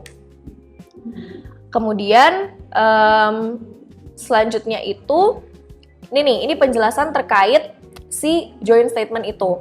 Nah, di sini kan bisa dilihat bahwa joint statement itu tuh is politically binding, tapi dia nggak legally binding karena dia tuh di-frame dari broad cooperative language without enforceable obligation or dispute resolution clauses, seperti yang tadi aku sudah jelaskan ya. Nah, joint statement dari Indonesia Cina ini, apabila memang dia dikualifikasikan sebagai perjanjian internasional, itu tuh dia masuknya ke kategori treaty contract. Jadi maksud dari treaty contract itu apa? Treaty contract itu tuh merupakan suatu perjanjian internasional yang nature-nya itu tuh biasanya dia hanya secara bilateral aja, atau dia walaupun ada multilateral agreement dia juga terbatas gitu. Nah, terus yang kedua itu tuh ada specific obligation atau ada specific issue yang dibahas oleh suatu negara. Jadi kayak misalkan nih joint statement Indonesia-Cina, karena kan dia memang punya suatu project yang akan mereka lakukan gitu, kayak kerjasama yang spesifik gitu antar suatu negara. Kemudian ada legal development, dia nggak ngedevelop customary international law. Kemudian yang terakhir itu dia juga bisa ya intinya kayak perjanjian perdagangan internasional suatu dua negara itu tuh dikatakan sebagai treaty contract. On the other hand, kalau misalkan law making treaty itu tuh dia biasanya di conclude sama banyak negara gitu, dan dia tuh ngaturnya tuh hal-hal general yang at one point itu akan nge-affect semua negara. Contohnya tuh gimana sih law making treaty? Kayak UNCLOS, dia kan ngatur tentang hukum laut gitu ya. Ya itu kan maksudnya ngurus seluruh hal tentang laut gitu. Tapi ya mungkin bisa aja suatu negara bikin treaty contract tentang laut juga kalau misalkan mereka pengen yang kayak ada pekerjaan, maksudnya ada project kalau misalkan mau kayak mining di laut, terus kayak ya Indonesia sama Singapura misalkan bikin gitu, itu mungkin bisa. Tapi kalau law making treaty itu dia lebih ngaturnya soal obligations yang general gitu, ya itu bakal nge-affect semua keseluruhan dari mereka. Contohnya lagi ada Geneva Convention, dia ngatur soal ya hukum humaniter internasional dan lainnya. Seperti itu. Nah, ini merupakan proses dan juga prosedur dari perjanjian internasional itu sendiri. Jadi yang pertama itu ada full power. Jadi maksudnya dari full power itu apa sih? Jadi full power itu tuh merupakan suatu dokumen dari otoritas yang berwenang, otoritas berwenang dari suatu negara yang menunjuk perwakilan untuk merundingkan, mengadopsi, mengautentikasi teks, menandatangani, atau melakukan tindakan lain terkait perjanjian. Jadi biasanya orang yang secara inherent itu dia punya full power itu tuh biasanya presiden dan juga menteri luar negeri. Nah, ketika misalkan presiden itu tuh dia nggak bisa gitu untuk menandatangani atau datang ke menandatangani suatu perjanjian internasional, dia memberikan dokumen full power, di mana dia memberikan dokumen full power tersebut ke orang yang dia percaya untuk dia tuh bisa menyatakan consent to be bound-nya ke suatu perjanjian. Kemudian yang kedua itu ada dokumen satu lagi namanya credential. Kalau misalkan credential, dia itu hanya memverifikasi keabsahan dan status delegasi dalam konferensi internasional tanpa memberi kewenangan hukum untuk menandatangani perjanjian. Jadi seorang credential ini tidak bisa menyatakan consent to be bound-nya gitu. Mungkin dia hanya bisa hadir dalam konferensi internasional, dia cuma bisa nge-verify keabsahan dari perjanjian internasional sendiri. Cuman orang yang memiliki kemampuan untuk menyatakan consent to be bound-nya itu hanya full power, orang-orang yang diberikan dokumen full power kayak gitu. Nah, tadi yang udah aku bilang, seorang kepala negara, kepala pemerintahan, sama menteri luar negeri itu tuh nggak memerlukan full power karena mereka udah punya gitu, itu udah dari sananya kayak gitu ya. Nah, ini juga tadi udah aku bahas. Terus ini ada proses dan prosedur dalam pembentukan perjanjian internasional. Jadi mungkin bisa kita pisah menjadi proses perjanjian secara bilateral dan juga proses perjanjian secara multilateral. Dimana kalau misalkan proses perjanjian bilateral ya seperti namanya itu hanya di-conclude between dua negara aja, kayak gitu. Nah, dia nih prosesnya lebih simple dibandingkan prosedur pembentukan perjanjian internasional secara multilateral. Kenapa? Karena cuman between dua state, jadi biasanya tuh cuman kayak abis dirundingkan, mereka bikin persetujuan teksnya. Terus setelah adoption, itu tuh biasanya disatuin sama authentication or signature, kemudian langsung di ratify gitu sama mereka, langsung dijalanin kayak gitu, langsung diadopsi ke hukum nasional mereka. Tapi kalau misalkan multilateral, ini tuh emang agak lebih complicated karena ya it involves a lot of states ya. Yang pertama, of course itu ada perundingan atau konferensi internasional. Dan yang kedua, itu ada adopsi teks. Jadi adopsi teks itu apa sih maksudnya? Jadi itu ada voting atau consensus yang diberikan oleh negara. Apakah kayak negara tuh mau terikat sama, dia setuju sama pasal ini kah, dia harus digimanain, itu dia voting or consensus. Setelah di voting, maksudnya setelah adopsi itu dijalankan, ada yang namanya authentication. Authentication itu tuh maksudnya adalah signature atau parafrase dari suatu negara. Tapi harus diingat bahwa authentication itu tuh bukan consent to be bound mereka. Itu tuh masih ya udah dia cuma nunjukin yang semacam bisa dikatakan ya political commitment lah, kayak gitu. Dia cuma nge-authenticate that treaty, kemudian baru diratifikasi. Nah, ratifikasi itu apa? Jadi ketika suatu negara itu sudah ratifikasi, itu proses negara untuk menjadikan suatu perjanjian internasional itu menjadi hukum nasionalnya dia, kayak gitu. Nah, terus udah setelah itu dia udah berlaku dan dia harus mengimplementasikan itu secara nasional. Nah, biasanya kalau misalkan di bilateral, adopsi sama authentication signature itu disatuin. Karena ya kayak kalau misalkan cuma between two states ya buat apa dia ada voting dan segala macem ya, kan cuma berdua doang gitu. Nah, negara itu tuh punya capacity sebagai subjek utama hukum internasional, dia itu memiliki kepribadian hukum yang penuh, dan dia itu punya karena hal ini dia itu punya capacity untuk menjalin hubungan, dia membuat atau meratifikasi perjanjian bilateral dan juga multilateral. Kemudian setiap negara itu ya secara otomatis dia udah punya capacity untuk membuat perjanjian gitu, tanpa dia harus ngebuktiin bahwa oh gue punya kapasitas ini. Kayak dia nggak mesti ngebuktiin hal tersebut untuk dia bisa conclude treaty kayak gitu. Nah, ini tuh merupakan kapasitas organisasi internasional. Jadi sebenarnya VCLT ini pada tahun 1986 mereka tuh memperluas cakupan mereka agar suatu organisasi internasional itu tuh bisa conclude a treaty juga. Tapi yang perlu diingat, VCLT 1986 ini belum entry into force kayak gitu. Jadi dia belum berlaku dalam tanda kutip. Nah, kapasitas organisasi internasional dalam membuat perjanjian itu yang pertama itu ada dia tuh nggak punya, maksudnya dia tuh nggak punya kapasitas yang otomatis kayak negara gitu. Dan dia tuh kapasitas ini itu tuh harus ditentukan oleh aturan atau piagam organisasi atau constituent instrument. Constituent instrument tuh maksudnya gimana? Contohnya kalau di UN, di United Nations, constituent instrumentnya itu adalah UN Charter kayak gitu. Itu tuh harus ditentuin misalkan sama UN Charter, apakah dia punya kapasitas dan apakah hal tersebut itu diatur. Kemudian yang ketiga itu hanya bisa kewenangan untuk mereka conclude treaty itu tuh diberikan oleh anggota-anggotanya, yang mana anggota ini juga yang merupakan negara gitu, atau mungkin organisasi internasional lainnya. Maksudnya gimana? Contoh kayak di WTO, maksudnya European Union itu tuh kan merupakan organisasi juga, tapi mereka tuh juga bagian dari, dia anggota dari WTO gitu, dan itu tuh harus diberikan kewenangannya itu sama either ya organisasi internasional yang menjadi anggota dari organisasi internasional atau dari suatu negara yang menjadi anggota. Terus nah ini contohnya kalau misalkan kita lihat ya PBB, UN Charter itu tuh memberikan mandat untuk suatu organisasi internasional bisa conclude a treaty, ataupun kayak WTO, di ASEAN, kayak gitu. Kalian bisa ngelihat di constituent instrumennya mereka. Nah, ini merupakan perbedaan antara penandatanganan dan juga ratifikasi. Jadi penandatanganan itu tuh dia sebenarnya bisa sebagai bentuk consent to be bound. Cukup tanda tangan tanpa harus ratifikasi. Kalau misalkan perjanjian internasional itu nge-specify hal tersebut.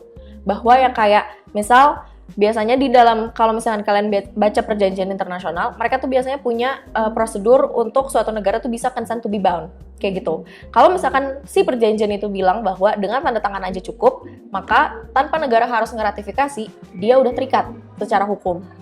Tapi normally penandatanganan itu tuh belum bisa untuk menjadi consent to be bound, karena dia tuh hanya merupakan indikasi niat baik untuk terikat, tapi dia tuh belum bersifat final, dan biasanya itu dilakukan oleh perwakilan negara kayak gitu. Nah, tapi kalau misalkan udah ratifikasi, itu kan udah menunjukkan persetujuan dia secara definite gitu untuk terikat, dan biasanya melalui proses konstitusional. Kayak misalnya DPR di Indonesia dia mengadopsi kayak UNCLOS jadi undang-undang Indonesia kayak gitu, ratifikasi. Nah, jadi seperti itu perbedaannya. Nah, tapi kalau misalkan contoh ada suatu negara itu udah nanda tangan suatu perjanjian internasional, tapi misalkan di dalam perjanjian tersebut itu diwajibinnya untuk ngeratifikasi gitu, tanda tangan tuh nggak cukup. Apakah negara itu tuh bisa melakukan tindakan yang berlawanan dengan provision yang ada di dalamnya? Jawabannya enggak juga, karena ketika negara itu sudah menandatangani suatu perjanjian internasional, dia tuh udah menunjukkan their political commitment gitu. Jadi sebisa mungkin meskipun kasarnya meskipun lu tuh belum terikat secara hukum, sebisa mungkin lu nggak melakukan sesuatu yang berlawanan dengan object and purpose dari si perjanjian tersebut. Tidak melakukan tindakan yang akan menghilangkan esensi dari perjanjian tersebut gitu. Nah, consent to be bound dari suatu negara juga itu tuh enggak hanya terbatas pada signature atau ratifikasi atau accession aja. Jadi kalau misalkan accession itu kalau ketika negara tuh yang bukan menjadi bagian dari negosiasi, dia pengen ikutan juga on a later time, itu accession. Tapi ada juga any other agreed means. Contohnya itu gimana? Jadi kayak negara itu dapat menyatakan persetujuan dengan cara non-tradisional bila disepakati bersama. Jadi ya kalau misalkan di dalam perjanjian itu, misalkan contoh di itu menggunakan dokumen persetujuan khusus, atau bisa juga melalui, ada juga perjanjian yang bilang bahwa consent to be bound itu bisa melakukan kayak deklarasi dari presidennya. Maksudnya itu tuh kayak hal-hal yang tidak umum untuk menyatakan consent to be bound dari suatu perjanjian, tapi itu dimungkinkan kayak gitu apabila memang si perjanjiannya bilang kayak gitu. Nah, ini juga ada contohnya, bisa dibaca. Terus ini ada cara penafsiran perjanjian internasional. Jadi penafsiran perjanjian internasional itu akan muncul biasanya ketika negara itu bersengketa gitu. Jadi misalkan negara itu sengketa yang muncul dari Convention on Elimination of Racial Discrimination. Nah, pasti ketika negara tuh bisa bersengketa yang munculnya dari situ, kan ada perbedaan interpretasi ya. Nah, inilah VCLT juga mengatur gimana sih suatu perjanjian internasional itu harus diinterpretasi. Dan yang berhak untuk menginterpretasi suatu perjanjian internasional itu normally ya International Court of Justice. Nah, yang pertama, treaty interpretation itu merupakan proses sistemik untuk menentukan the meaning and legal effects of treaty provisions. Jadi, untuk mengartikan suatu pasal dalam untuk mengartikan dan juga untuk mengetahui sebenarnya konsekuensi hukum dari pasal ini tuh apa. Nah, yang kedua, itu tuh tujuan dari treaty interpretation itu ya untuk menegaskan gitu loh bahwa ada common intention of the parties yang yang termaktub di dalam teks perjanjian internasional tersebut. Dan ini juga untuk nge-ensure bahwa si perjanjian ini tuh bisa berjalan secara efektif sesuai dengan object and purpose-nya. Nah, maksud common intention of the parties itu apa? Jadi misalkan ketika kalian membuat perjanjian internasional, misalkan kayak Cina, Indonesia, Malaysia, Singapura, India, dan banyak negara lainnya itu pengen membuat suatu perjanjian internasional karena mereka ngerasa ada suatu permasalahan yang perlu diselesaikan, let's say tentang yaitu racial discrimination lah ya, kayak tentang rasisme gitu. Nah, mereka bikin Convention on Elimination of the Racial Discrimination karena ada common intention mereka untuk memberantas rasisme, yang mana memberantas rasisme itu adalah object and purpose dari si Convention on Elimination of Racial Discrimination ini, seperti itu. Dan pasal-pasal ini itu tuh pasal mengenai interpretation ini tuh udah di-recognize sebagai customary international law. Jadi meskipun ya tadi yang kayak aku bilang, meskipun suatu negara itu nggak ngeratifikasi VCLT, tapi kalau untuk nge-interpret suatu perjanjian internasional lain, dia bisa refernya sebagai customary international law. Nah, yang pertama, kalau misalkan kalian buka artikel 31 VCLT, sebenarnya cara untuk menginterpretasi suatu perjanjian internasional tuh nggak ada hierarkinya ya. Tapi, meskipun nggak ada hierarkinya, tapi artikel 31 itu bilang kalau misalkan kalian mau interpretasi, mulai dari ordinary meaning-nya dulu. Contoh dari ordinary meaning tuh kayak gimana sih? Jadi, contohnya kayak aku sayang kamu, ya itu tuh harus diartikan sebagai ya aku sayang kamu, bukan kayak aku cinta kamu. Aku sayang kamu ya diartikan sebagaimana aku sayang kamu tuh diartikan oleh suatu hal gitu. Jadi ordinary meaning. Nah yang kedua itu di contextualize gitu. Oke, ini aku sayang kamunya tuh dalam konteks apa sih? Kayak gitu. Maksudnya kayak kalian harus caranya itu bisa harus nge-contextualize sebenarnya pasal ini tuh dibikinnya untuk apa, artinya gitu, dalam situasi apa. Kemudian yang ketiga, kalian harus juga lihat object and purpose dari si treaty itu. Cara lihat object and purpose itu dari mana? Dari preamble-nya, dari pembukanya.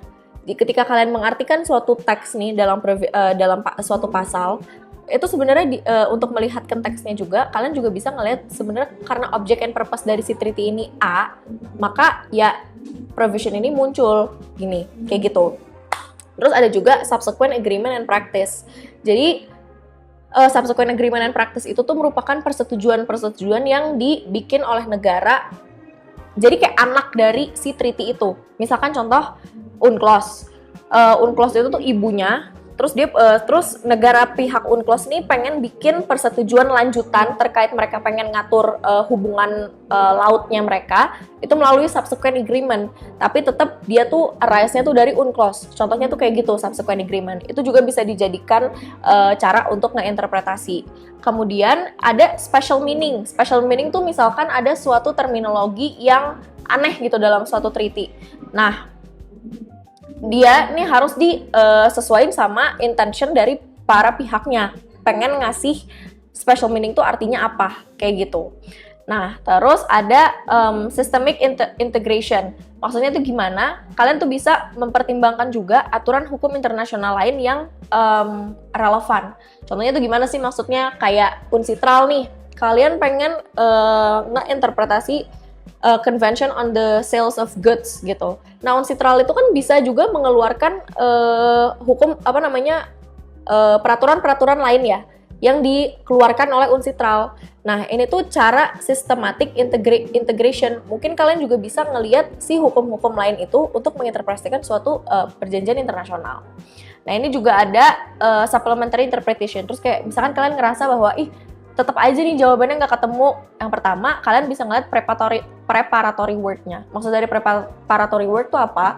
Jadi ketika negara tuh bernegosiasi dalam membuat hukum internasional, ada yang namanya treva preparatua. Jadi notul negara dalam mempersiapkan itu. Kayak negosiasinya mereka tuh kayak gimana sih? Itu kalian bisa lihat dari situ. Terus circumstance ketika mereka mempersetujui si perjanjian internasional itu seperti apa juga bisa dilihat. Nah, terus ada multilingual interpretation. Jadi ini tuh untuk treaty yang disediakan lebih dari satu bahasa, kayak gitu. Terus ini juga prinsipal-prinsipal tentang prinsipal-prinsipal dalam menginterpretasikan suatu treaty. Jadi ada yang pertama yang harus kalian ingat itu kalau misalkan ada ambiguitas dalam suatu treaty, itu dipilih tafsir yang paling ringan bagi pihak yang berkewajiban dan tidak mudah membatasi kedaulatannya dia, kayak gitu. Terus yang kedua itu ada effectiveness. Jadi kalau suatu interpretasi dari suatu perjanjian itu tuh harus punya efek gitu. Bukannya mendiadakan ketentuan, tapi ya dia harus ada efeknya. Karena maksudnya kayak ngapain kalian bikin pasal ini in the first place kalau ternyata pasal ini nggak ada artinya, kayak gitu. Nah, kemudian ini tentang reservation. Nah, reservation itu apa sih? Sebenarnya reservation itu tuh merupakan kemampuan suatu negara untuk menarik dirinya, untuk tidak terikat dalam suatu pasal dalam perjanjian gitu. Kayak misalkan ada suatu convention tentang ternak ikan lele gitu. Terus di dalam pasal tersebut itu dinyatakan bahwa setiap negara dalam menjaga kualitas lelenya, dia harus memberikan lelenya tuh contohnya kayak perawatan seperti ini. Terus ada suatu negara yang dia tuh juga pihak dalam convention ikan lele itu, ternak ikan lele. Tapi kayak negaranya bilang kayak, gue nggak bisa ngejaga ngerawat ikan lele gue dengan cara seperti ini. Ya udah, dia reserve pasal itu. Dia reserve pasal yang menyatakan bahwa perawatan ikan lele harus seperti A, B, C kayak gitu. Itu adalah bentuk dari reservation. Ketika negara sudah memilih untuk nge-reserve suatu pasal, itu jadi dia tidak terikat sama pasal itu. Nah, si reservation ini tuh dibentuknya kapan? Yaitu pada saat dia tanda tangan the treaty atau exceeding the treaty, yaitu ketika dia melakukan accession kayak gitu. Nah, terus ada dua konsekuensi terkait reservation. Karena kan kalau misalkan dalam VCLT prinsipnya itu semua harus berdasarkan consent. Jadi nggak semua negara itu mau consent lu nge-reserve suatu pasal gitu.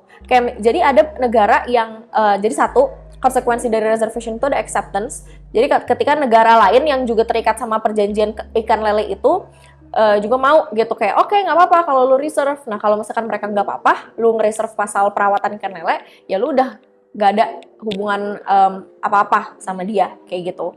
Terus suatu negara itu tuh juga bisa object reservation, kayak kayaknya gue nggak suka kalau lu nge-reserve ini. Nah, itu tuh bisa dalam simple objection. Yang pertama, ya gue nggak object lu untuk nge-reserve treaty ini, tapi di pasal-pasal nge-reserve pasal ini, tapi ya di pasal lain kita masih terikat secara hukum. Nah, yang kedua, ada yang namanya qualified objection, yang mana dia tuh kayak lebih they're taking it to the extreme level, yang kayak oke, kalau lo reserve pasal ini, anggap aja kita nggak pernah terikat sama sekali, kayak gue nggak mau gitu. Kayak gitu. Nah, terus ada juga legal effects of reservation itu sendiri. Nah, kalau misalkan tentang between reserving state dan juga accepting state, in which ini negara yang setuju, ya the treaty is enforced between them, tapi terkait pasal yang di reserve ini, ya itu enggak gitu. Maksudnya kayak ada modification-nya di dalam situ kan. Terus yang kedua, itu ada between reserving state dan juga objecting state. Nah, ini kalau misalkan terkait simple objection, itu tuh perjanjiannya itu tetap enforce kecuali provisions yang affected by the reservation. Nah, precise effects-nya itu tuh depends on the nature of the objection itself gitu. Nah, kalau misalkan between reserving state and objecting state atau qualified objection, itu tuh nggak ada treaty relation sama sekali gitu. Karena kan kayak qualified objection kayak lebay kan. Nah, kalau misalkan between yang non-reserving states, itu tuh ya reservasi yang dilakukan sama negara itu tuh nggak punya efek apa-apa tentang terkait hubungan dia terhadap non-reserving parties kayak gitu. Nah, terus itu ada treaty and third state. Kalian harus ingat bahwa intinya suatu perjanjian internasional itu tidak membuat suatu kewajiban bagi negara yang bukan menjadi pihaknya. Udah, intinya itu aja. Nah, terus ada juga yang namanya successive treaty. Nah, successive treaty itu merupakan perjanjian yang menyatakan dirinya tunduk pada perjanjian lain dan semua pihak itu terlibat dalam kedua perjanjiannya. Contoh dari successive treaty itu tuh kayak gimana? Jadi UNCLOS sebelum dia tuh ngebikin yang 1982, ada yang aku lupa dia tahun berapa, tapi sebelumnya 1982 tuh ada UNCLOS satunya yang sebelumnya itu. Nah, UNCLOS 1982 itu tuh merupakan successive treaty dari si UNCLOS yang sebelumnya ini, kayak gitu. Itu namanya successive treaty. Nah, ini invalidity and termination dalam perjanjian internasional. Kalau misalkan invalidity itu kita ngomongin keabsahan dari suatu perjanjian internasional. Nah, kalau misalkan suatu perjanjian itu dinyatakan invalid, kalau misalkan yang pertama itu tuh mengenai kewenangan untuk membentuk perjanjian. Kayak misal ternyata orang yang maksudnya orang yang punya consent to be bound, orang yang menunjukkan consent to be bound-nya dalam suatu perjanjian itu ternyata tuh dia nggak punya credibility-nya, dia nggak punya authority-nya. Dan itu tuh biasanya tergantung negara ngaturnya tuh gimana. Kayak misalkan ada suatu negara yang bilang bahwa kalau misalkan pengen nunjukin consent to be bound tuh nggak bisa pakai dia nggak cukup cuman menteri luar negeri aja, mungkin harusnya pakai perdana menteri atau apa gitu. Jadinya kalau misalkan ini ya gue berarti si perjanjian ini harus dinyatakan nggak sah karena dia nggak punya kewenangan untuk membentuk perjanjian itu kayak gitu. Nah, terus yang kedua itu ada pembatasan khusus bagi perwakilan. Terus yang ketiga itu ada ada kesalahan atau fakta atau keadaan yang salah. Itu maksudnya error gitu. Maksudnya contohnya tuh biasanya ini tuh tentang perjanjian yang ada ilmunya, kayak contohnya tentang geographical condition. Jadi ternyata mapnya tuh salah. Itu tuh bisa juga dinyatakan bahwa suatu treaty itu nggak valid kalau misalkan ada error. Nah itu terus ini juga merupakan ada penipuan. Jadi ada tindakan penipuan yang menyebabkan negara lain itu terikat. Jadi kayak contohnya negara ini tuh bisa terikat karena dia ditipu gitu. Yaitu tuh itu bisa menjadi ground yang valid untuk menyatakan suatu perjanjian itu tidak sah. Nah, terus ada corruption, ya seperti namanya, korupsi. Terus ada coercion, yaitu negara tuh dipaksa. Terus ada paksaan melalui penggunaan kekuatan. Jadi kayak ya coercion juga, tapi kayak lebih ke ya kalian ada pihaknya lebih tinggi lah gitu. Nah terus ada dia tuh berkonflik dengan peremptory norm. Jadi maksud peremptory norm itu tuh norma yang bersifat mutlak gitu. Kayak contoh dari peremptory norm ya genocide itu nggak boleh gitu. Terus misalkan ada convention yang bilang genocide itu boleh. Nah itu kan berkonflik dengan peremptory norm kan, kayak gitu.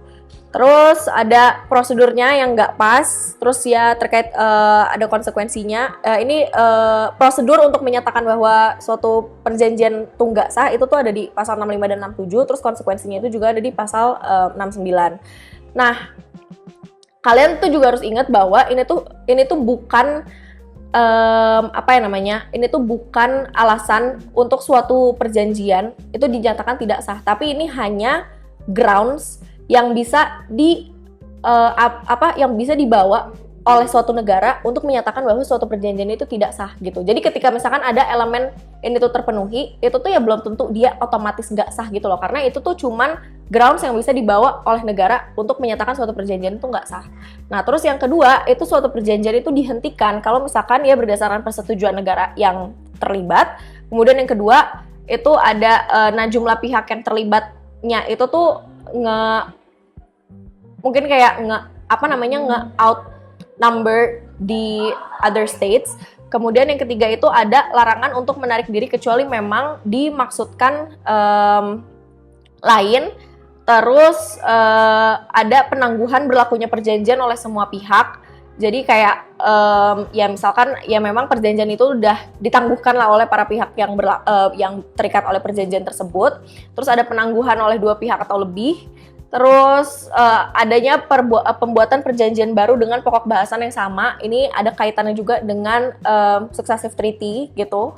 Terus yang ketujuh itu ada pelanggaran secara material. Terus dia ada ketidakmampuan untuk melaksanakan si perjanjian tersebut. Maksudnya tuh dia kayak misalkan suatu negara tuh pengen ngebikin suatu proyek gitu ya, tapi tiba-tiba ada bencana alam yang membuat dia nggak mampu untuk melaksanakan perjanjian tersebut. Nah, terus juga ada perubahan mendasar keadaan, itu juga nyambung sama contoh aku yang tadi. Kayak contoh ada banjir gede yang membuat perjanjian itu tuh perjanjian yang itu tuh nggak bisa dilaksanakan oleh si negara-negara terkait. Kemudian ada pemutusan hubungan diplomatik antar negara. Terus ada kemunculan norma Jus Cogens yang baru. Jadi norma Jus Cogens tuh gimana? Jus Cogens tuh sebenarnya mirip sama peremptory norm. Jadi kayak norma-norma yang paling utama lah, yang kayak ya udah genocide tuh nggak boleh. Nah terus karena international law itu selalu emerging, jadi ada aja kemungkinan bahwa suatu norma tuh suatu hal yang baru itu bisa dikatakan sebagai Jus Cogens norm kayak gitu. Dan itu tuh bisa membuat suatu perjanjian tuh jadinya dihentikan kalau perjanjian tersebut tuh contrary sama si norma Jus Cogens yang baru ini. Oke teman-teman, sekian pemaparan mengenai perjanjian internasional ini. Semoga teman-teman itu bisa paham lebih lanjut terkait perjanjian internasional. Dan apabila teman-teman punya kebingungan, bisa coba komen di bawah. Thank you. Semuanya, perkenalkan nama aku Nazara Akilani Srina bersama dengan Naufal Herozen Tuan Kota dari Himalitra, aku juga angkatan 2023. Akan menyampaikan materi hukum agraria. Yang pertama, aku akan membahas mengenai pengertian dan juga ruang lingkup dari hukum agraria itu sendiri. Yang pertama, pengertian mengenai tanah. Dalam pengertian teknis, tanah merupakan bagian teratas kerak atau kulit bumi, tempat terdapat sumber daya alam yang dapat diusahakan. Kemudian, berdasarkan pengertian yuridisnya, tanah merupakan bagian terluar dari bumi atau kulit bumi yang di atasnya dapat diberikan hak atas tanah bagi perorangan maupun juga badan hukum. Kemudian, tanah di dalam bidang pertanian. Di dalam bidang pertanian, tanah berarti bagian teratas tanah yang mendukung pertumbuhan. Kemudian, lahan. Lahan adalah permukaan bumi tempat berlangsungnya berbagai kegiatan. Selanjutnya, ada pertanahan. Istilah ini berarti adalah segala kegiatan yang berkenaan dengan tanah, baik dari perumahan, pertambangan, kehutanan, dan sebagainya. Lalu ada agraria. Agraria berarti bumi, air, dan juga ruang angkasa termasuk kekayaan alam yang terkandung di dalam. Selanjutnya, materi tentang pemahaman aspek pertanahan atau yang disebut sebagai 4PT 3R. 4PT terdiri dari yang pertama, penguasaan tanah. Merupakan hubungan hukum antara orang perorangan, kelompok orang, ataupun badan hukum dengan tanah berdasarkan Undang-Undang Nomor 5 Tahun 1960.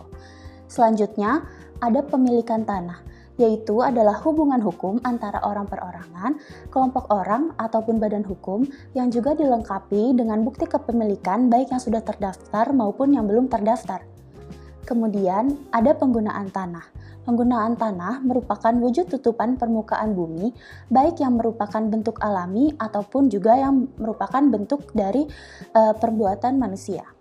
Selanjutnya ada pemanfaatan tanah. Pemanfaatan tanah adalah kegiatan untuk mendapatkan nilai tambah tanpa mengubah wujud fisik penggunaan tanahnya. Selanjutnya ada istilah yang disebut sebagai 3R. 3R yang pertama adalah rights dalam administrasi pertanahan yang diwujudkan melalui pendaftaran tanah sebagai jaminan kepemilikan. Kemudian ada restriction atau disebut sebagai yang menggambarkan perencanaan dan juga kontrol atau pengandalian terhadap penggunaan dan juga pengembangan tanah. Selanjutnya, R yang terakhir adalah responsibilities. Responsibilities menggambarkan tanggung jawab, kewajiban, serta etika untuk mewujudkan pembangunan yang berkelanjutan. Materi selanjutnya ada sejarah dari hukum agraria. Yang pertama ada hukum agraria kolonial. Sifatnya liberal dan juga individualis, kemudian terdapat hak eigendom di dalamnya, dan juga sifat lainnya adalah dualisme, karena selain hukum agraria barat, berlaku juga hukum agraria. Materi selanjutnya mengenai politik hukum agraria nasional. Politik hukum agraria nasional disahkan dalam Undang-Undang Pokok Agraria tahun 1960. Dasar filosofinya dari ideologi Pancasila dan dasar konstitusionalnya adalah pada pasal 33 ayat 3 Undang-Undang Dasar 1945. Tujuannya adalah unifikasi hukum, penyederhanaan hukum, dan juga pemberian hak atas tanah dengan konversi. Fungsinya adalah untuk menghapus dualisme, menetapkan asas hukum agraria, meletakkan dasar-dasar hukum agraria untuk kesejahteraan masyarakat. Kemudian ada sistematika dari Undang-Undang Pokok Agraria. Yang pertama adalah untuk unifikasi hukum dan juga penyederhanaan hukum yang berdasarkan pasal 1 sampai 58.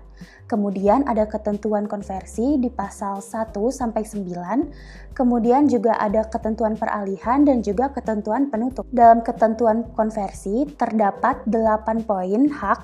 Yang pertama adalah hak milik berdasarkan pasal 570 BW, kemudian ada hak guna bangunan berdasarkan pasal 711 BW, dan hak guna usaha pasal 720 BW, hak pakai pasal 821 BW, pinjam pakai pasal 1740 BW, hak memetik, hak kepemilikan, dan juga hak memanen. Yang pertama, hak milik.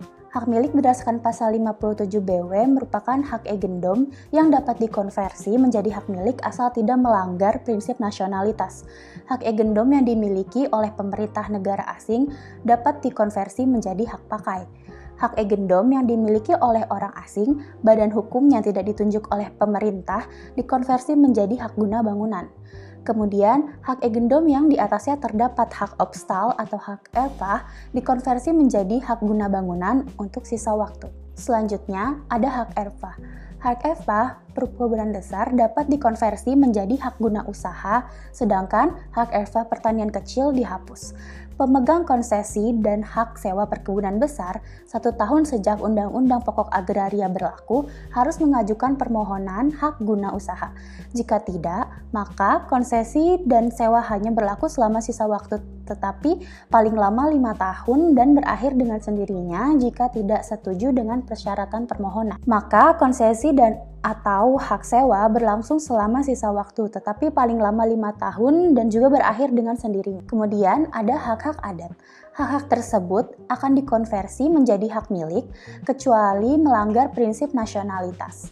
Hak-hak di atas yang dimiliki oleh warga negara asing, dui kewarganegaraan, badan hukum yang tidak ditunjuk pemerintah dikonversi menjadi hak guna usaha atau hak guna bangunan, tergantung dari peruntukan tanahnya tersendiri. Nah, di sini aku mau ngelanjutin nih materi yang udah diberi sama Kak Nazara tadi. Nah, selanjutnya kita masuk ke dalam asas-asas hukum agraria. Nah, kurang lebih ada 6 asas utama dari hukum agraria itu sendiri. Nah, boleh kita bedah satu-satu. Yang pertama itu adalah asas penguasaan oleh negara. Nah, asas penguasaan oleh negara ini, teman-teman boleh bayangin bahwa seluruh tanah yang ada di negara Indonesia ini sebetul-betulnya adalah dikuasai oleh negara. Perlu dicatat, dikuasai, bukan dimiliki. Nah, negara tidak bertindak sebagai pemilik tanah, melainkan negara bertindak sebagai badan penguasa dari organisasi kekuasaan seluruh rakyat Indonesia yang memiliki wewenang pada tingkatan tertinggi untuk mengatur dan menyelenggarakan peruntukan, penggunaan, persediaan, dan pemeliharaan bumi, air, dan ruang angkasa. Nah, yang kedua selain itu, menentukan dan mengatur hubungan-hubungan hukum antara orang-orang dengan bumi, air, dan ruang angkasa. Juga menentukan dan mengatur hubungan-hubungan hukum antara orang-orang dan perbuatan hukum mengenai bumi, air, dan ruang angkasa. Nah, ini dideklarasikan pada pasal 1 UU PA bahwa seluruh kekayaan alam adalah milik rakyat Indonesia. Nah, yang kedua adanya asas kepentingan umum. Nah, di sini hak atas tanah apapun yang dimiliki oleh seseorang tidak akan dibenarkan apabila tanah tersebut digunakan semata-mata untuk kepentingannya sendiri yang merugikan masyarakat. Penggunaan tanah harus disesuaikan dengan keadaan dan sifat haknya, sehingga bermanfaat baik untuk kesejahteraan dan kebahagiaan bagi masyarakat dan negara. Nah, kepentingan masyarakat dan kepentingan perseorangan haruslah saling mengimbangi yang mewujudkan kemakmuran, keadilan, dan kebahagiaan bagi seluruh rakyat gitu. Nah, tanah juga di sini wajib dipelihara sebaik-baiknya agar kesuburannya tetap terjaga dan dicegah kerusakannya. Kewajiban memelihara tanah ini tidak hanya dibebankan kepada pemegang hak tanahnya, tapi juga menjadi kewajiban dan tanggung jawab dari setiap orang, badan hukum atau instansi yang memiliki suatu hubungan dengan tanah tersebut. Apabila kepentingan umum menghendaki diambilnya hak atas tanah, maka pemegang hak atas tanah haruslah melepaskan hak atas tanahnya, tentu saja dengan pemberian ganti rugi yang layak, sesuai dengan mekanisme pencabutan hak atas tanah. Nah, ini dapat terlihat pada Undang-Undang Pokok Agraria, tepatnya di pasal 6, bahwa semua hak atas tanah adalah berfungsi sosial.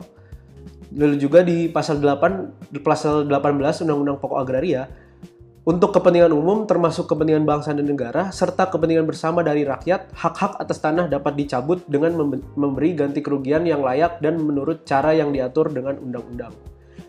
Nah, lalu selanjutnya ada yang ketiga, ada asas hukum adat.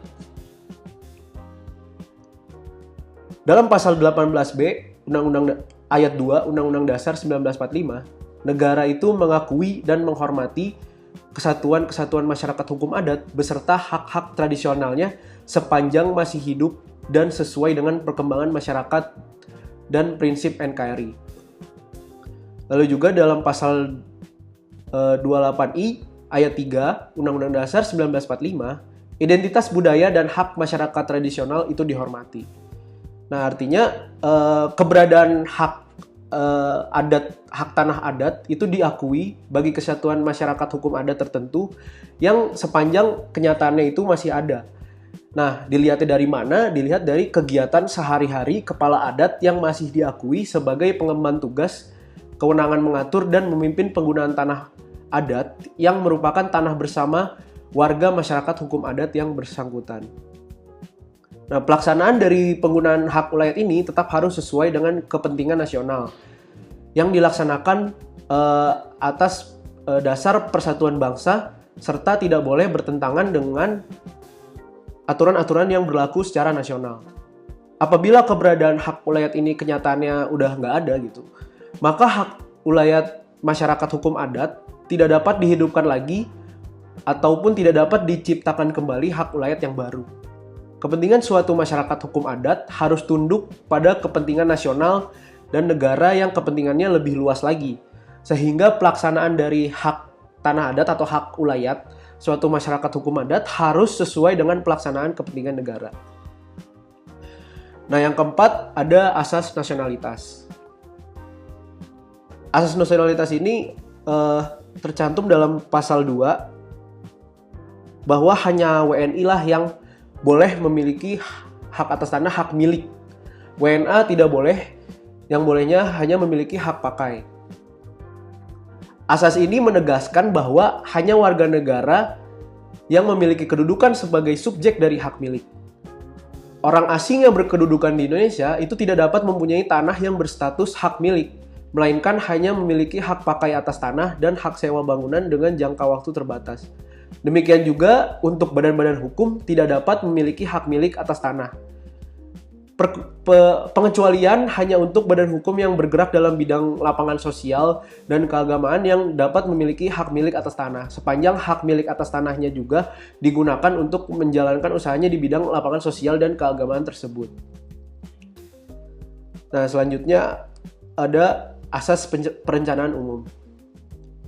Nah, dalam pasal 14 Undang-Undang Pokok Agraria disebutkan bahwa pemerintah membuat suatu rencana umum mengenai persediaan, peruntukan, dan penggunaan tanah atau lahan. Nah, pemerintah dalam rangka hukum tanah yang bernuansa sosialisme membuat suatu rencana umum mengenai persediaan, peruntukan, dan penggunaan bumi, air, ruang angkasa, dan kekayaan alam yang tergandung di dalamnya. Adanya perencanaan ini, maka penggunaan tanah akan dapat dilakukan secara terpimpin dan teratur sehingga memberikan manfaat yang sebesar-besarnya bagi rakyat dan negara. Selanjutnya yang terakhir adalah asas pemeliharaan tanah. Tercantum dalam pasal 15 Undang-Undang Pokok Agraria, memelihara tanah termasuk menambah kesuburannya serta mencegah kerusakannya adalah kewajiban tiap-tiap orang, badan hukum, atau instansi yang mempunyai hubungan hukum dengan tanah itu dengan memperhatikan pihak yang ekonominya lemah. Selain negara harus merencanakan mengenai pembangunan tanah, negara juga harus memelihara. Tapi tidak hanya negara, melainkan setiap orang, badan hukum, ataupun instansi. Boleh. Selanjutnya kita beralih ke hak menguasai negara. Nah, hak menguasai negara itu ditujukan untuk mencapai sebesar-besarnya kemakmuran rakyat untuk mewujudkan rakyat Indonesia yang bahagia dan sejahtera. Di sini maksudnya adalah ketika negara kita merdeka, itu pemerintah atau negara bertanya kepada rakyat untuk apa kita merdeka. Salah satunya adalah untuk memajukan kesejahteraan umum yang sudah tertulis dalam Undang-Undang Dasar 1945. Nah, dengan bagaimana caranya? Di situ akhirnya lahirlah pasal 33 ayat 3 Undang-Undang Dasar 1945, di mana bumi, air, udara, serta kekayaan yang ada di dalamnya dikuasai oleh negara, diperuntukkan sebesar-besarnya untuk kemakmuran rakyat. Nah, artinya di sini adalah bahwa negara telah diberikan kekuasaan oleh rakyat untuk bisa mengatur sumber daya alam demi memajukan kesejahteraan rakyatnya gitu. Nah, untuk menjalankan pasal 33 ayat 3 itu, negara harus melakukan kelima fungsi. Di antaranya adalah fungsi membuat kebijakan, yaitu pemerintah harus merumuskan dan mengadakan kebijakan. Yang kedua adalah fungsi pengurusan yang dilakukan oleh pemerintah dengan kewenangannya untuk mengeluarkan dan mencabut fasilitas perizinan, lisensi, dan juga konsesi. Yang ketiga ada fungsi pengaturan. Nah, fungsi pengaturan ini dilakukan oleh negara melalui kewenangan legislasi oleh DPR bersama-sama dengan pemerintah atau presiden, dan regulasi oleh pemerintah. Nah, jenisnya tentu dapat dilihat dalam Undang-Undang Nomor 12 Tahun 2011 tentang hierarki peraturan perundang-undangan gitu. Lalu yang keempat ada fungsi pengelolaan. Fungsi pengelolaan ini dilakukan melalui mekanisme pemilikan saham dan atau melalui keterlibatan langsung dalam manajemen badan usaha milik negara atau BUMN sebagai instrumen kelembagaan. Nah, pemerintah mendayagunakan penguasaannya atas sumber-sumber kekayaan itu untuk digunakan, balik lagi, bagi sebesar-besarnya kemakmuran rakyat. Nah, dalam hal pemerintahan daerah, fungsi ini dilakukan oleh badan usaha milik daerah atau BUMD. Lalu yang terakhir adalah fungsi pengawasan. Nah, fungsi pengawasan ini dilakukan oleh negara dan juga atau pemerintah dalam rangka mengawasi dan mengendalikan agar pelaksanaan penguasaan oleh negara atas sumber-sumber kekayaan tadi dimaksudkan dilakukan untuk sebesar-besarnya kemakmuran rakyat. Lalu karena kita berbicara mengenai hak menguasai negara, tentunya ada yang namanya konsep tanah negara. Nah, pada dulunya tadi juga sudah dijelaskan tanah negara ini pada zaman kolonial maksudnya adalah bahwa tanah di Indonesia itu milik kerajaan Belanda gitu. Bukan dikuasai tapi dimiliki gitu. Sehingga ini dijelaskan dengan konsep domain verklaring. Nah, domain verklaring itu mempunyai dua fungsi, yaitu sebagai landasan hukum bagi pemerintah kolonial untuk dapat memberikan tanah dengan hak-hak barat seperti yang diatur dalam KUH Perdata, dan yang kedua untuk keperluan pembuktian pemilikan, yaitu apabila negara berperkara, maka negara tidak perlu membuktikan hak agendomnya, tetapi pihak lainlah yang wajib membuktikannya. Nah, di sini tanah-tanah di Hindia Belanda dibagi menjadi dua jenis, yaitu tanah negara bebas, yang berarti tanah yang di atasnya tidak ada hak penduduk bumi putra, dan yang kedua tanah negara tidak bebas, yaitu tanah yang di atasnya ada hak penduduk maupun desa. Tapi dengan adanya domain verklaring ini tentu sangat-sangat merugikan gitu bagi rakyat Indonesia, karena kedudukan rakyat Indonesia yang memiliki tanah berada pada pihak yang lemah, karena hampir semua tanah tersebut tidak mempunyai tanda bukti kepemilikan atau sertifikat. Nah, sehingga secara yuridis formal, tanah-tanah tersebut menjadi domain milik negara yang dalam artian ini adalah milik Belanda gitu. Setelah Indonesia merdeka, nah tanah negara ini, konsep dari tanah negara ini sudah berbeda, teman-teman. Tidak ada lagi yang namanya domain verklaring, apalagi sejak disahkannya Undang-Undang Pokok Agraria tahun 1960. Di sini seperti yang tadi sudah dijelaskan bahwa negara tidak bertindak sebagai pemilik, tapi sebagai yang menguasai seluruh tanah di Indonesia untuk diatur dan diselenggarakan gitu, peruntukan penggunaan persediaannya. Pengertian tanah negara dalam hal ini menjadi tanah yang dimiliki dan dikuasai penuh oleh negara, meliputi semua tanah yang bebas sama sekali dari hak-hak seseorang. Jadi tidak ada hak atas tanah di atasnya. Jadi hanya ada, jadi jika tidak ada hak atas tanah di atasnya, maka tanah tersebut adalah tanah negara gitu. Bedanya dengan tanah pemerintah, tanah negara itu, tanah pemerintah itu adalah tanah yang diberikan oleh negara untuk instansi-instansi yang di bawah pemerintah gitu. Misalkan sekolah gitu diberikan suatu hak pengelolaan gitu. Artinya dia boleh memanfaatkan tanah tersebut lah untuk sekolah gitu.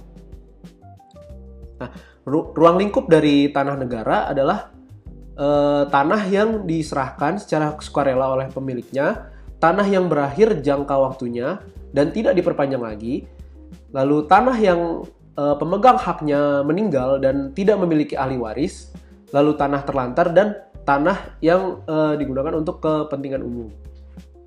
Nah, di sini bisa dilihat bahwa ruang lingkup ini bisa muncul akibat dari hapusnya hak atas tanah. Ini tadi sempat disinggung mengenai hak pengelolaan, bahwa hak pengelolaan itu lazimnya diberikan oleh negara kepada instansi atau badan hukum yang ditunjuk oleh pemerintah sendiri. Lalu apa sih hak pengelolaan itu? Nah, hak pengelolaan itu adalah hak menguasai dari negara yang kewenangan pelaksanaannya sebagian dilimpahkan kepada pemegang hak pengelolaan. Hak ini tidak termasuk ke dalam golongan hak-hak atas tanah, melainkan bagian dari hak menguasai negara atas tanah yang dilimpahkan kepada pemegangnya. HPL berasal dari tanah negara dan bisa juga berasal dari tanah ulayat. Adapun wewenang dari pemegang hak pengelolaan adalah menyusun rencana, peruntukan penggunaan dan pemanfaatan tanah sesuai dengan rencana tata ruang. Lalu yang kedua, menggunakan dan memanfaatkan seluruh atau sebagian tanah hak pengelolaan untuk digunakan sendiri atau dikerjakan bersama-sama dengan pihak lain. Lalu yang terakhir, menentukan tarif dan atau uang wajib tahunan dari pihak lain sesuai dengan perjanjian. Nah, sifat dan ciri-ciri hak pengelolaan adalah tergolong hak yang wajib didaftarkan. Lalu hak ini tidak dapat dipindahtangankan kepada orang lain atau pihak lain gitu. Juga tidak dapat dijadikan suatu jaminan utang. Tidak dapat dijadikan suatu jaminan utang, misalkan hak tanggungan gitu. Seperti yang juga sudah sempat disinggung tadi, subjek hukum dari pemegang hak pengelolaan salah satunya adalah instansi pemerintah pusat, termasuk pemerintah daerah juga. Terus BUMN atau BUMD, badan hukum milik negara, terus ada juga bank tanah, lalu ada badan hukum yang ditunjuk oleh pemerintah pusat, dan HPL yang berasal dari tanah ulayat yang diberikan kepada masyarakat hukum adat. Nah, selain dari subjek hukum di atas, tidak dibenarkan memiliki wewenang untuk memiliki hak pengelolaan. Nah, hapusnya hak pengelolaan itu bisa terjadi atas beberapa kondisi di bawah ini, teman-teman. Yang pertama adalah dibatalkan haknya oleh menteri. Dalam hal ini berarti Menteri ATR BPN ya, karena cacat administrasi atau putusan pengadilan, atau dibatalkan oleh putusan pengadilan yang telah memperoleh kekuatan hukum tetap gitu. Lalu juga dilepaskan secara sukarela oleh pemegang haknya, lalu dilepaskan untuk kepentingan umum, lalu dicabut berdasarkan undang-undang, lalu diberikan hak milik si pemegangnya. Lalu yang keenam, ditetapkan sebagai tanah terlantar atau ditetapkan sebagai tanah yang musnah gitu. Nah, hak pengelolaan ini di atasnya bisa ditimpa oleh hak guna bangunan, hak guna usaha, hak dan hak pakai gitu. Nah, hak HGB, HGU dan hak pakai dilakukan melalui perjanjian penggunaan bagian-bagian tanah hak pengelolaan. Lalu perjanjian dilakukan antara pemegang hak pengelolaan dengan pihak ketiga yang dibuktikan dengan akta notaris atau akta di bawah tangan. Nah, perjanjian tersebut didaftarkan ke Badan Pertanahan Nasional untuk diterbitkan sertifikat hak guna bangunan, hak guna usaha, dan hak pakai tersebut. Nah, di atas HPL juga boleh ditimpa oleh hak milik. Nah, akan tetapi syarat-syaratnya adalah bentuknya dengan cara pelepasan atau penyerahan bagian-bagian tanah HPL oleh pemegang haknya kepada pihak ketiga untuk selamanya. Nah, dengan pelepasan atau penyerahan hak tersebut, maka terputuslah hubungan hukum antara pemegang hak pengelolaan dengan tanah yang dikuasainya. Pihak ketiga calon pemilik tanah selanjutnya mengajukan permohonan hak milik atas tanah HPL yang dilepaskan kepada kantor pertanahan. Hapusnya hak pengelolaan untuk hak milik hanya diberikan untuk keperluan rumah umum dan keperluan transmigrasi. Penggunaan dan pemanfaatan HPL digunakan dan dimanfaatkan sebagian atau seluruh tanahnya atau dikerjasamakan dengan pihak lain dapat diberikan hak atas tanah berupa HGU, HGB, dan hak pakai di atas HPL sesuai dengan sifat dan fungsinya kepada pemegang hak pengelolaan atau pihak lain berdasarkan perjanjian pemanfaatan tanah. Konsep HGU di atas HPL merupakan ketentuan yang diatur dalam Peraturan Pemerintah Nomor 18 Tahun 2021. Nah, sebelumnya hak guna usaha hanya diberikan di atas tanah negara gitu. Nah, mungkin sekian materi untuk UTS Hukum Agraria pada kesempatan kali ini. Terima kasih bagi teman-teman yang sudah mau menonton dan mendengarkan. Tetap semangat, semoga ujiannya sukses, lancar. Wassalamualaikum warahmatullahi wabarakatuh.